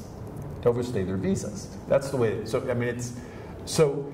I'm sure that Trump will put more people, more agents on the border, but they'll just be bumping into one another. I mean, it's not a practical solution to the problem. All nations have the right to control their borders, but the way to limit the issue of unauthorized immigration is social and economic development in poor countries. The reason immigration from Mexico has basically ended is because Mexico, through NAFTA, has become quite prosperous. Mexico has built a very large middle class through NAFTA. So there's a very large middle class, and when you have socioeconomic development, naturally then you get population decline. 30 years ago, the average Mexican woman was having 5 children. Now Mexico is essentially at 0 population growth. So the way to end these issues is through cooperation with other countries through social and economic development. That would certainly be the key in Central America, where in countries such as Honduras, Guatemala, and El Salvador, the situation is very dire, very, very bad. Lots of violence and lots of poverty. Socioeconomic development ends the movement of children towards the border. Ok, lo resumo, ¿no? Usted se recuerda que uno de las sugerencias de Trump era registrar a cualquier tipo de migrante indeseable, incluyendo a los que se clasifican como musulmanes, ¿no? Entonces se trata de un proyecto totalmente absurdo y muchas personas, incluyendo el profesor Rabe, ya anuncian que se van a registrar como musulmanes, como para mostrar la estupidez de que este tipo de políticas de manejar el asunto de la migración ilegal por medio de una registración o de un aislamiento de esta población supuestamente indeseable. En cuanto a lo que va a pasar en la frontera, estamos hablando de la frontera con México, cierto, bien puede ser que Trump va a aumentar los agentes que están cuidando esta frontera. Es bien probable que lo va a hacer. Es bien probable que esta frontera se va a militarizar aún más, pero el hecho es que no va a servir para nada. En primer lugar, el grupo entre los que entran ilegalmente, el grupo que cruza esta frontera, es un grupo bastante pequeño. La vasta mayoría viene con una visa y simplemente se queda en Estados Unidos. Entonces, fortalecer esta frontera va a ser una estupidez. Añade que la única manera de manejar presión migratoria sobre las fronteras no es tanto fortalecer las fronteras, pero más bien ayudar al desarrollo de los países de origen de los migrantes ilegales. Entonces, en el caso mexicano, por ejemplo, esta presión migratoria de México se disminuyó fuertemente simplemente por el hecho de que había un crecimiento bastante fuerte en México y en parte como producto del Tratado de Libre Cambio con Estados Unidos y un aumento muy notable de la clase media mexicana, un desarrollo fuerte en términos generales y esto iba a disminuir la presión migratoria de mexicanos entrando a Estados Unidos. Cierto es que sí, hay mucha gente que trata todavía de llegar de manera ilegal, sobre todo de Centroamérica, pero la única manera de afrontar eso sería dedicarse a una política de desarrollo y bienestar para estas zonas. Fortalecer la frontera no va a servir para nada. ¿Otros?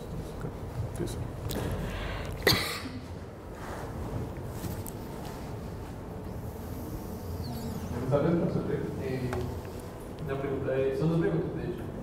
¿Cuál es su posición acerca de que el presidente Peña Nieto haya recibido en México de la manera que recibió a Donald Trump?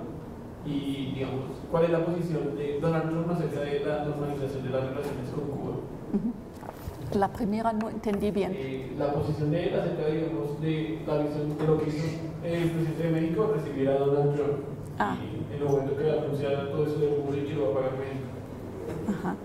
Entonces, la posición del presidente de Trump acerca del presidente mexicano y de la manera como recibió el presidente mexicano a Trump.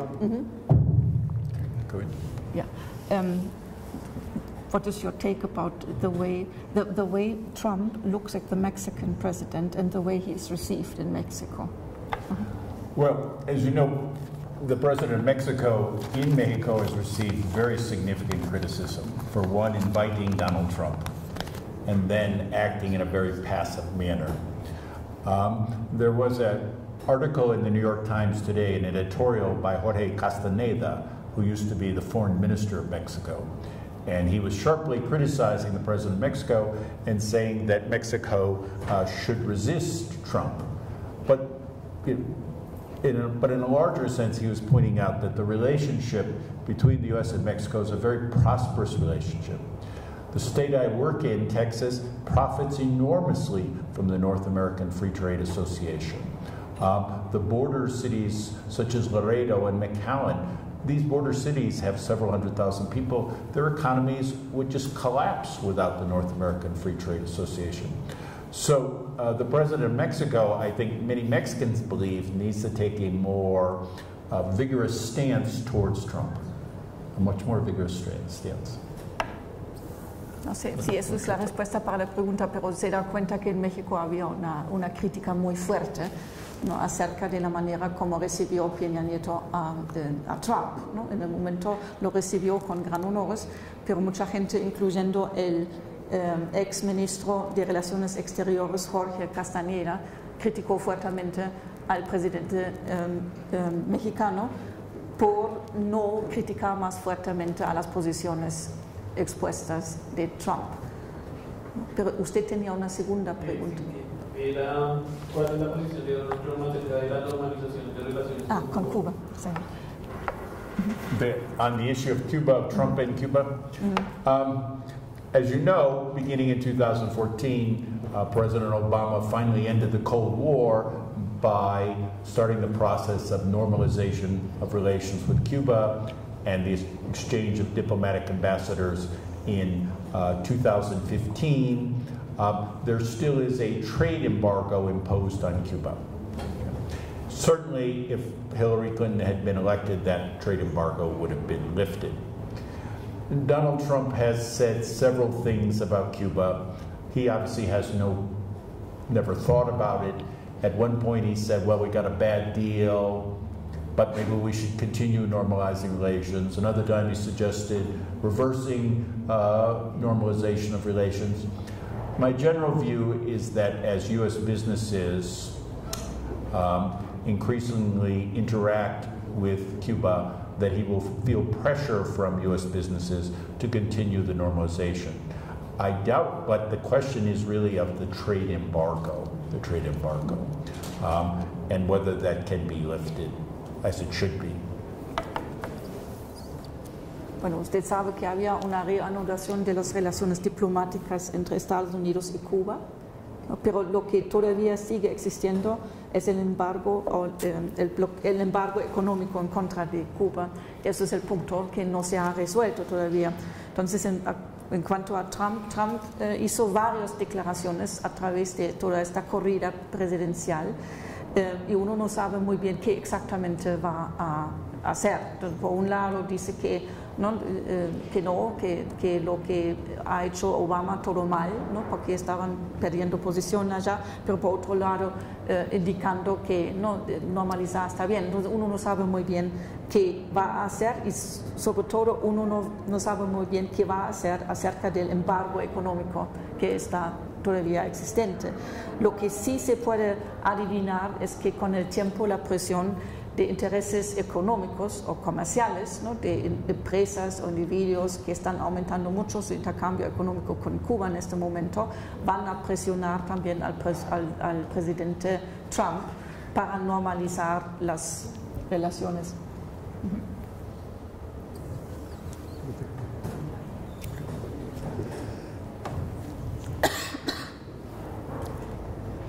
Bueno, muchas gracias por la conferencia.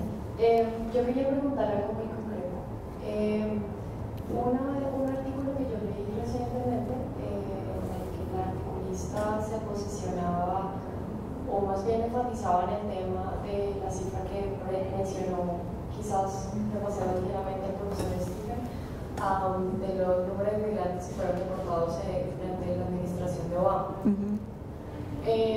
Lo que me gustaría saber en este contexto es el modo en que se están analizando esas cifras, esos datos, porque parecería que la batalla en contra de la política migratoria de Trump se resume a una disputa de lealtad política, en el sentido en el que si es la administración de Obama la que deporta en el 2009 a 2,5 millones de indocumentados o inautorizados en Estados Unidos, no hay ningún inconveniente, no se levanta ningún tipo de bandera, pero si hay un presidente o si había un candidato presidencial que prometía hacer lo mismo, entonces todos los ánimos se exacerbaban.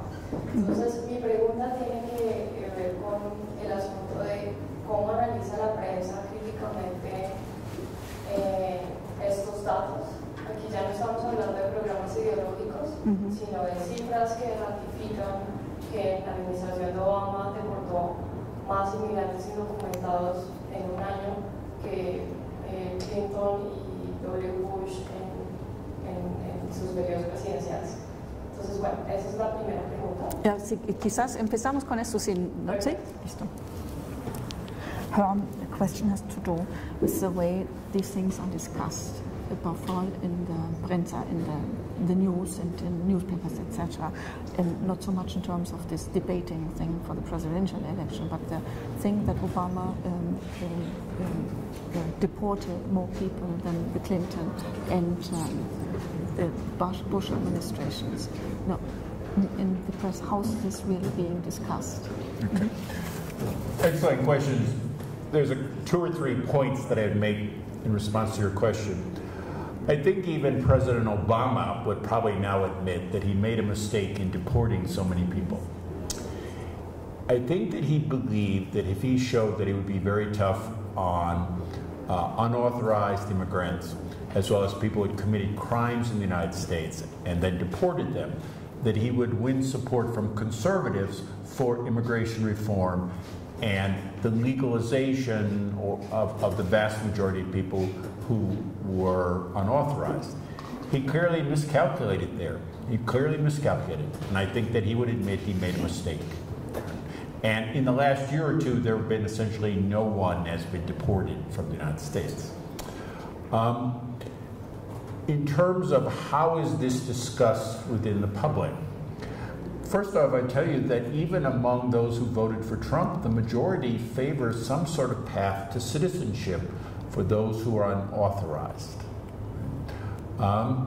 So there is no real, and most, most of the people who are unauthorized, and most of the immigrants from Latin America and Asia live along the Atlantic and Pacific coast, or live in areas of the United States that are dynamic. The areas that voted for Trump are areas where there are not immigrants. It's also the areas that are poor or not as prosperous. There are lots of sane people who say, you know, the unauthorized people, 11 million, are an essential part of the U.S. economy, and in any way to remove them from the U.S. economy would be disastrous. There's almost a kind of 2 Americas, in that there are Americas where people live in diverse societies. The majority of Americans live in diverse societies, and then there's this part in the middle where they never see anybody that looks different than they do. And so therefore, when you don't know anything about other people, then you start dealing in stereotypes about them and becoming afraid of them. Over time, the numbers are going to change so dramatically in the United States that those who are fearful will become a distinct minority in the United States.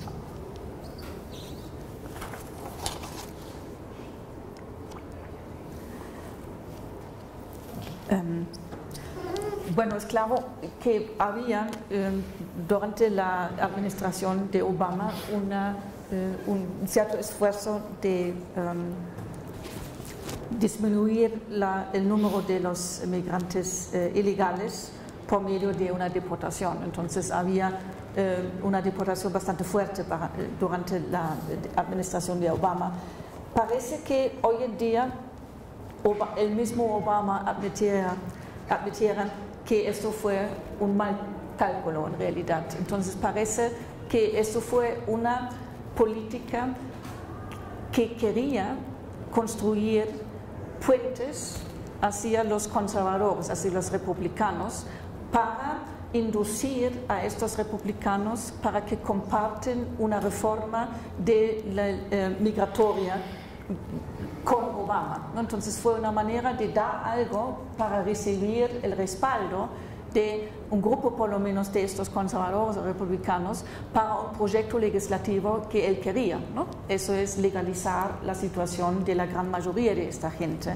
Y esta maniobra siquiera no le funcionó, ¿no? Y por esta razón en los últimos tiempos el número de los deportados bajó fuertemente otra vez, ¿no? Entonces fue una maniobra política.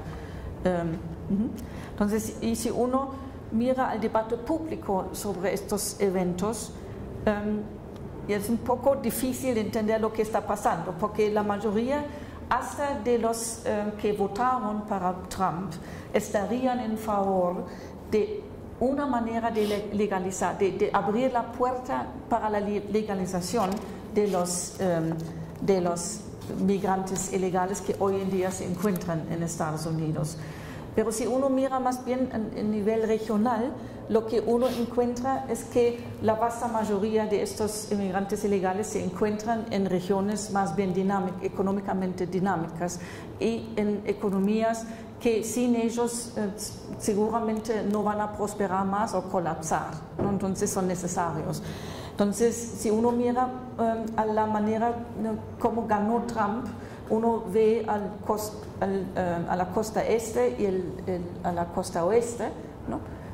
Como California en el oeste, Nueva York, etcétera, en el este. Entonces, allá hay fuertes mayorías para Clinton y la gran mayoría de la gente que votaba en favor de Trump están del medio más o menos. Pero lo que llama la atención es que la vasta mayoría de los migrantes están o en el este o en el oeste y muy pocos en aquellas regiones con fuerte respaldo para Trump. Entonces parece que gente que vive en zonas que recibió menos migración estaban más dispuestos a votar a Trump. Entonces el miedo de inmigración parece que es más fuerte en aquellas regiones en donde de hecho había menos migración. Before I take any more questions, I have a question to ask you. Is there anyone here in the last 2.5 weeks who's been contacted by a friend or relative living in the United States? And if so, what have they told you? Sí, entendieron, ¿no? Entonces, la pregunta para ustedes. Ustedes en los últimos 2.5 semanas recibieron noticias o mensajes de amigos o lo que sea en Estados Unidos y cuál fue el contenido de la comunicación. ¿Qué fue?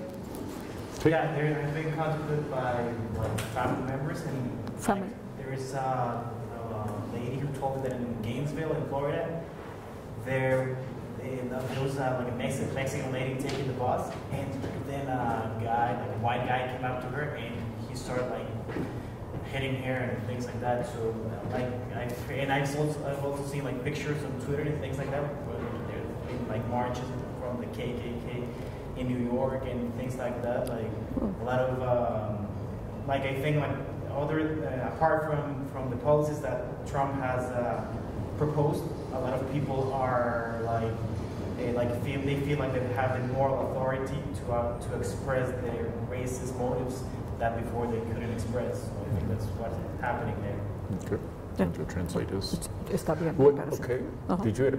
Sí, una amiga que está en Arizona está estudiando un posgrado y básicamente lo que me ha dicho es que por las noches a veces se han empezado a escuchar muchos tiroteos y también como que las protestas terminan desescalando, es mucha violencia por parte de cómo se enfrentan los manifestantes con la policía y pues que ella en sí no sabe cómo reaccionar, no sabe si es incluso seguro pues salir durante el día aún por fuera del campo donde ella está.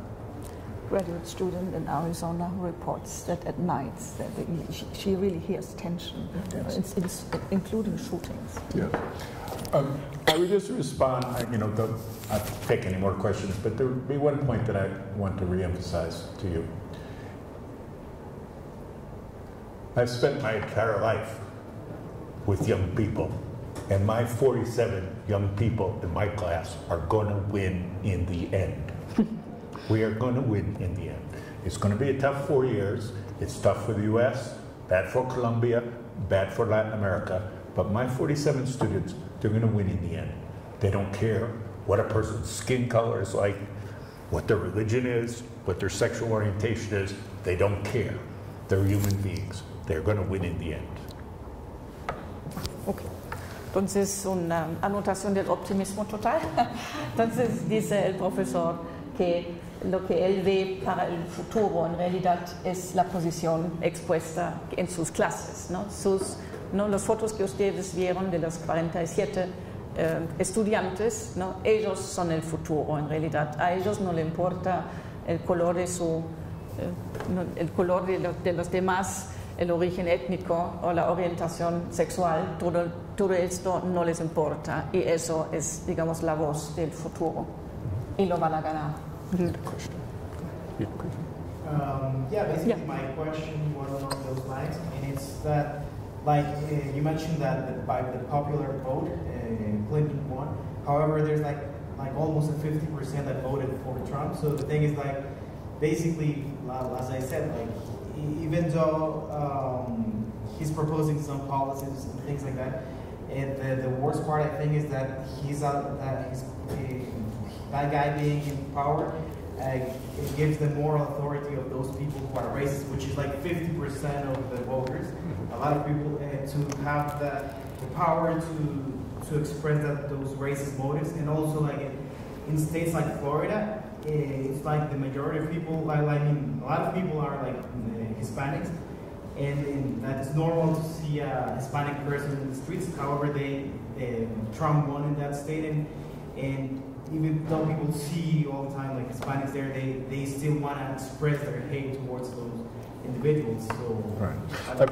I mean, this is going to be a long struggle. I mean, and you are quite right to say that the election of Trump gives a certain moral prestige to people who are racist, or people who want to preserve white privilege, people who oppose multicultural, who are anti-Muslim or anti-Latino or anti-Asian or anti-gay.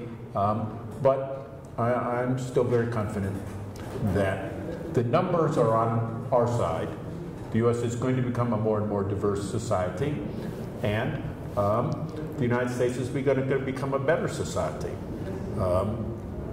And again, those people who feel this way, I would always just invite them to my class. Meet my students. Meet my students. See how talented they are, how patriotic they are. For example, in the U.S. military, Latinos join the U.S. military in extraordinary numbers to show their patriotism. So, it's just, I'm in the education business, and the answer to ignorance is education.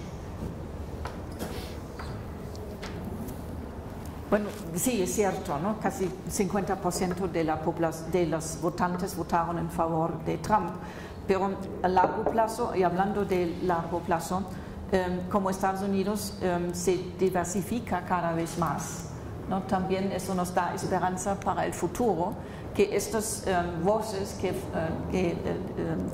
estaban respaldando a Trump, los que quieren reversar este proceso, se van tarde o temprano, están en una minoría, ¿no? Y a él al profesor le gustaría invitar a todos estos, los que respaldaron a Trump, a invitarles a sus clases para experimentar de manera inmediata a cómo funciona la diversidad y que bien funciona, y también entender que esta gente, ¿no?, de origen latino, de otros orígenes, son tan patrióticos como los demás. Entonces no hay ninguna razón para no tener miedo a algo, ¿no? Entonces se refleja, por ejemplo, en las tasas de los jóvenes de origen latino que se inscriben en las Fuerzas Armadas estadounidenses. Entonces temer a esta gente parece un poco fuera de la realidad. Quizás una más. Ah, sí, eso fue la segunda, perdón. Sí. ¿Y terminamos después? Sí. Sí, estoy. Entonces voy a devolverme al corto plazo. Yeah. Y en ese sentido quiero preguntar, con las cifras de inmigración que nos daba Sol y con la respuesta que va a tener Trump tan en el corto plazo, apenas asume la presidencia, la deportación de las dos, como 5 millones de personas. Mi pregunta va dirigida a si esto no hace parte de una política más grande de transformación o algo así como reforma laboral, en el sentido en que al fin y al cabo esos inmigrantes inautorizados en Estados Unidos equivalen también a una determinada fuerza de trabajo. Entonces mi pregunta es, pues con las recientes noticias de Trump diciéndole no al TPP y saliendo de los tratados internacionales de comercio internacionales, si esto no supone signos que apuntarían a una transformación en la ideología de Trump en relación con el mercado laboral dentro de un esquema global. Es decir, si Trump con estas señales que empieza a dar, esos anuncios que da en las noticias, no está queriendo posicionarse en contra de un esquema globalizatorio. Y pues básicamente, ¿cuál es la posición del profesor Stephen? She says that the announcements Trump made about deportation, about immigration control, and to reverse that commercial treaties, free trade treaties, that one should probably also discuss it as a kind of elements in a wider strategy to reverse the globalization, the trend of globalization, and what your positions on that would be. Right. Whether this is okay or not. I mean, we could say that some of the people who voted for Trump were not explicitly racist, but they're fearful of the change in the world through greater interaction, through free trade treaties, through the internet, through the spread of film, television, music around the world. There are some people that just fear this type of change. They fear that the world is getting smaller and closer together. And so, obviously, his appeals were on these trade agreements and limiting, deporting people and registering Muslim people, etc. We have an expression in the United States: "Don't spit in the wind, because the spit will hit you." It's just kind of this kind of, as in like in the 1920s, it's kind of this protest against history. But history's going to win. History's going to win. The world's going to be closer. People are going to be drawn closer together. It's just a kind of, there's a lot of things going on here.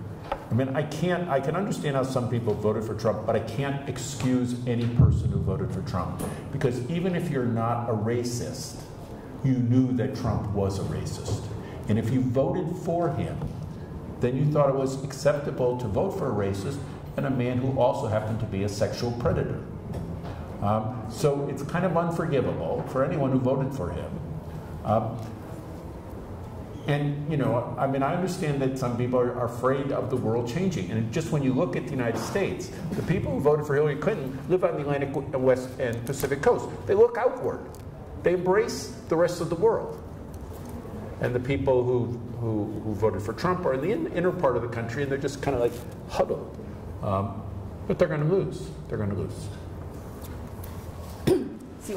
Si uno mira a los votantes de Trump, no los que votaron para Trump, uno podría decir, bueno, no necesariamente todos los que dieron su voto para Trump, no necesariamente todos son racistas. Y parece que muchos votaron por un miedo muy profundo acerca de unos cambios muy profundos en Estados Unidos, tanto a nivel económico como también cultural y social, ¿no? Entonces, y estos cambios, ¿no?, son muchas veces productos o vienen con el proceso de la globalización en general, lo que está cambiando el mundo entero.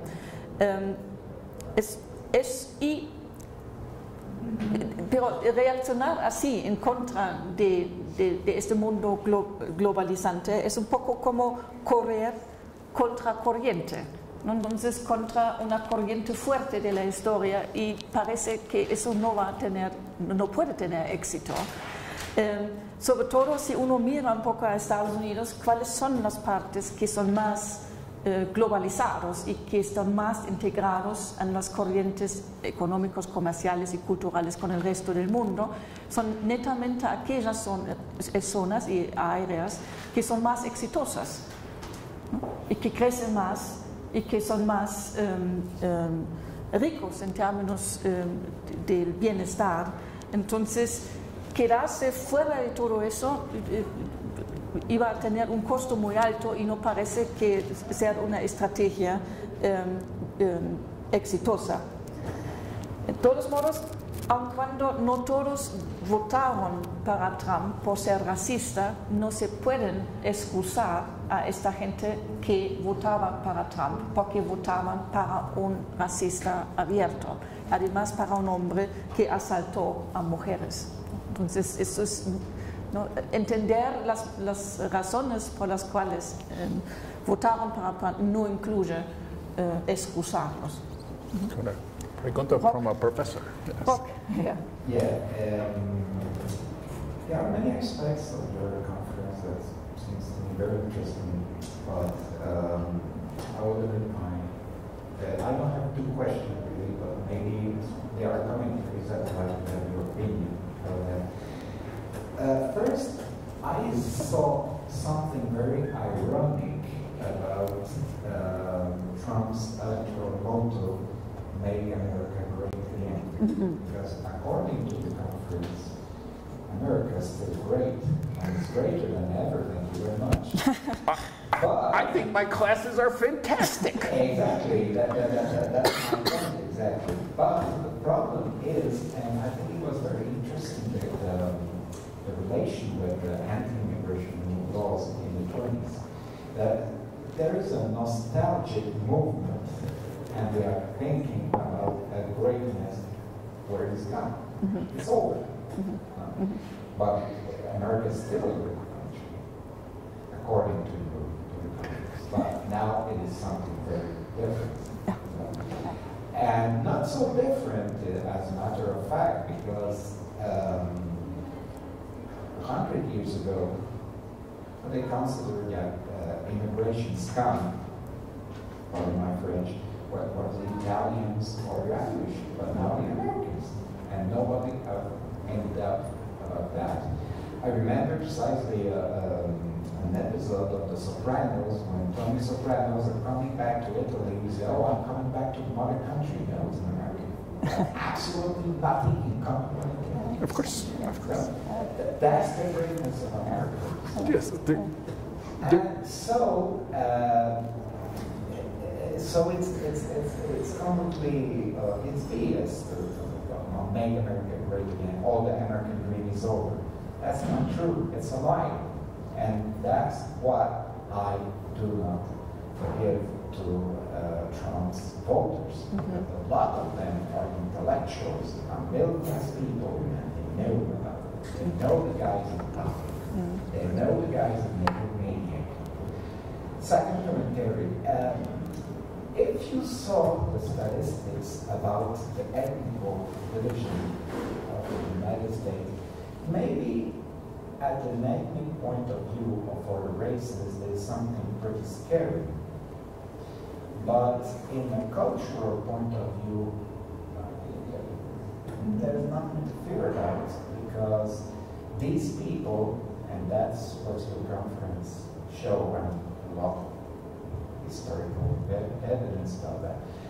Maybe it would be 50% of white people in 2050, but in reality, well, the Anglos are still 80 and 90% of this nation, because we're talking about this immigrant assimilated to the U.S. So I think it's a false problem to see as a menace the proportion of Hispanic or Asians in the United States, because in a matter of a generation, 1 or 2 or 3 generations, I'm Canadian, we have exactly the same phenomenon. They are completely assimilated. Thank you for the question, and then you could translate the question and the answer, I think. There are two parts to this Make America Great Again. In part, Trump seems to be returning to the 1950s, where black people can't vote, women are barefoot and pregnant, and there were no Latinos in the United States, or Asians. Okay.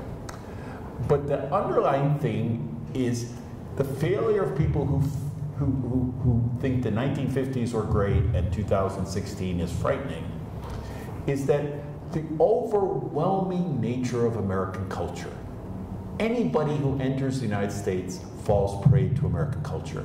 As everyone knows, America's greatest power internationally is its soft power. It's not our nuclear missiles. It's Lady Gaga. It's hip hop. It's rock music. It's cinema. It's the technology that comes from Silicon Valley. And let me give you one example. On my campus, in my class, I had 3 women in hijab. And on my campus, there are many women wearing hijab. That's a sign of their religious sort of commitment. But I often look at them, and they're wearing jeans. And they're wearing very tight sweaters.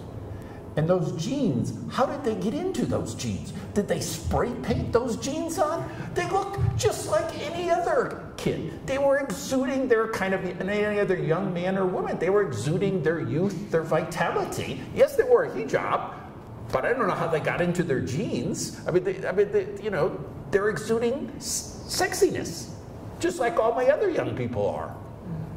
So, you know, the idea that somehow these people aren't going to become quote-unquote American is idiotic. It's just simply idiotic. American culture is all-encompassing. I mean, you know, Canadians, as you know, worry all the time that America is just invading them through its soft power. You know, we never let Canadians win the Stanley Cup anymore. You know, we win it all the time. And in terms of American culture, one day we're going to have a Latino football team that is going to win the Mundial. I guarantee it. You know, it'll be made up of Latino players, but we will win the Mundial. And the world will collapse. We have won the Mundial.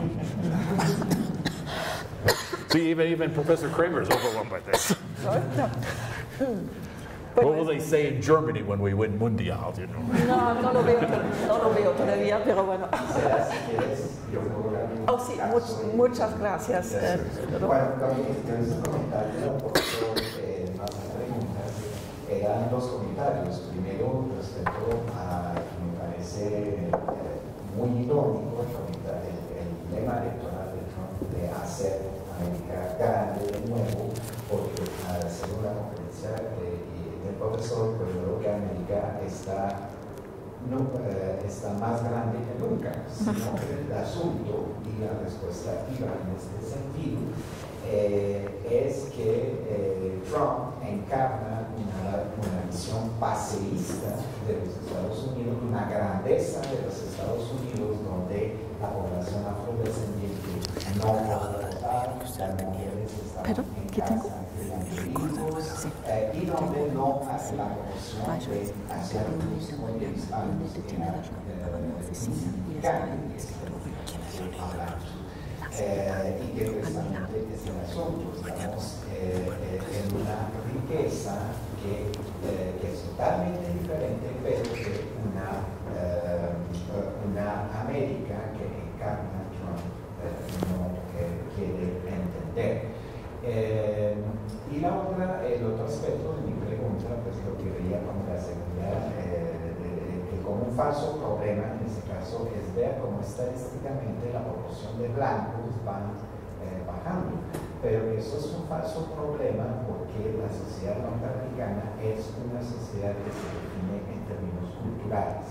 Entonces, por una cuestión de generación, pues la cantidad de hispanos o la cantidad de asiáticos pues se van a asimilar y la proporción, lo que al inicio del siglo XX la proporción de blancos era anglos, pues era del 80-90%, pues hoy día sigue siendo así, sino que es una comunidad de inmigrantes que se asimiló y recordando el dato histórico como al final del 19 y inicio del 20, pues se criticaba mucho la inmigración de italianos o de irlandeses, pero que hoy día ellos citaron el episodio de Los Sopranos, cuando Tony Soprano en Italia dice que vuelve a la madre patria, pero lo que muestra el episodio se da cuenta que este italiano no tiene nada, tiene unos orígenes, pero el tipo es un estadounidense en el pleno sentido de la palabra. Entonces, precisamente, el profesor enfatizó en en eso, en decir que precisamente pues, esta expresión multicultural y la fuerza de los Estados Unidos, su fuerza está en una fuerza que él califica como soft, suave, es decir, si daba el caso de Canadá, es decir, es una cultura muy atractiva y si daba el caso pues, de mujeres de países del Medio Oriente, de cultura musulmana, pues que van a hijab, pero se ponen el jean de último modelo, apretado y todo, se maquillan sexy como casi la mujer norteamericana de adolescente o joven adulta. Y no importa que el hecho que mete un hijab, pues no cambia absolutamente nada al asunto y es lo que hace de todos modos pues que estamos hablando de una cultura norteamericana, no una amenaza como Trump y los antis quieren hacer creer a la sociedad. I've had experience what you mentioned about Tony Soprano, but I've had Vietnamese students whose parents came to the U.S. after the Vietnam War, who were born in the U.S. And then, because relations between the U.S. and Vietnam are very good now, Vietnamese go back to Vietnam all the time. And the Vietnamese students tell me they were stunned that as soon as they stepped off the plane, they are ethnically totally Vietnamese. And they step off the plane, and the Vietnamese in Vietnam start speaking to them in English. And they said, well, how do you know I'm an American? But when you're an American, you have this kind of, sign that says, I'm an American. I mean, it's just beaming all the time. And it doesn't matter whether you're Latino, if you're a Mexican-American and you go back to Mexico City, they're going to immediately know you are an American. So this idea that somehow, if the color of the United States changes, that American culture changes, is simply false. Do you want to say? Actual es el caso de vietnamitas, pues que ahora las relaciones de Estados Unidos y Vietnam son muy buenas, muchos vietnamistas refugiados pues, de los 70, 80 que vuelven ahora regularmente a Vietnam, pero que ellos, y más que todos sus descendientes, pues se dan cuenta que pueden hablar vietnamitas, pero se sienten en una sociedad totalmente extranjera. Entonces, precisamente el asunto es que quizá el color de lo que constituye los Estados Unidos está cambiando, pero la cultura es intacta y sigue más fuerte que nunca. I like to, exactly we got the same case in Canada, and particularly with the Vietnamese. I know a case because I lived in a place in my place and got a lot of Vietnamese. And it was a very funny situation because I observed that with the grandparents, the child born in Canada is speaking Vietnamese, got between them in the street is French or is English. Yo explico que exactamente en Canadá, los canadienses, pues sin creer en mi ciudad natal, pues había el mismo fenómeno, vivía en un barrio donde había muchos refugiados vietnamitas, pero pasaba una cosa interesante y curiosa para nosotros, que soy nativo, era de ver cómo hablaban vietnamitas, sobre todo con los abuelos, pero cuando estaban en la calle, entre ellos hablaban francés o hablaban inglés. Es decir, no hablaban la lengua del país de origen porque se sienten canadienses o se sienten, incluso en casos de Quebec, se sienten quebecuas, se sienten es decir, el país es un país de origen, no es una cultura. Shall I close? Gracias para su atención. No, muchas gracias a Roque. Muchas gracias, por supuesto, al profesor Rabe, que estaba con nosotros casi un mes ahora, y aprovechamos mucho de sus conferencias y sus participaciones también en los seminarios nuestros, y me queda decirlo buena noche y un aplauso para el profesor.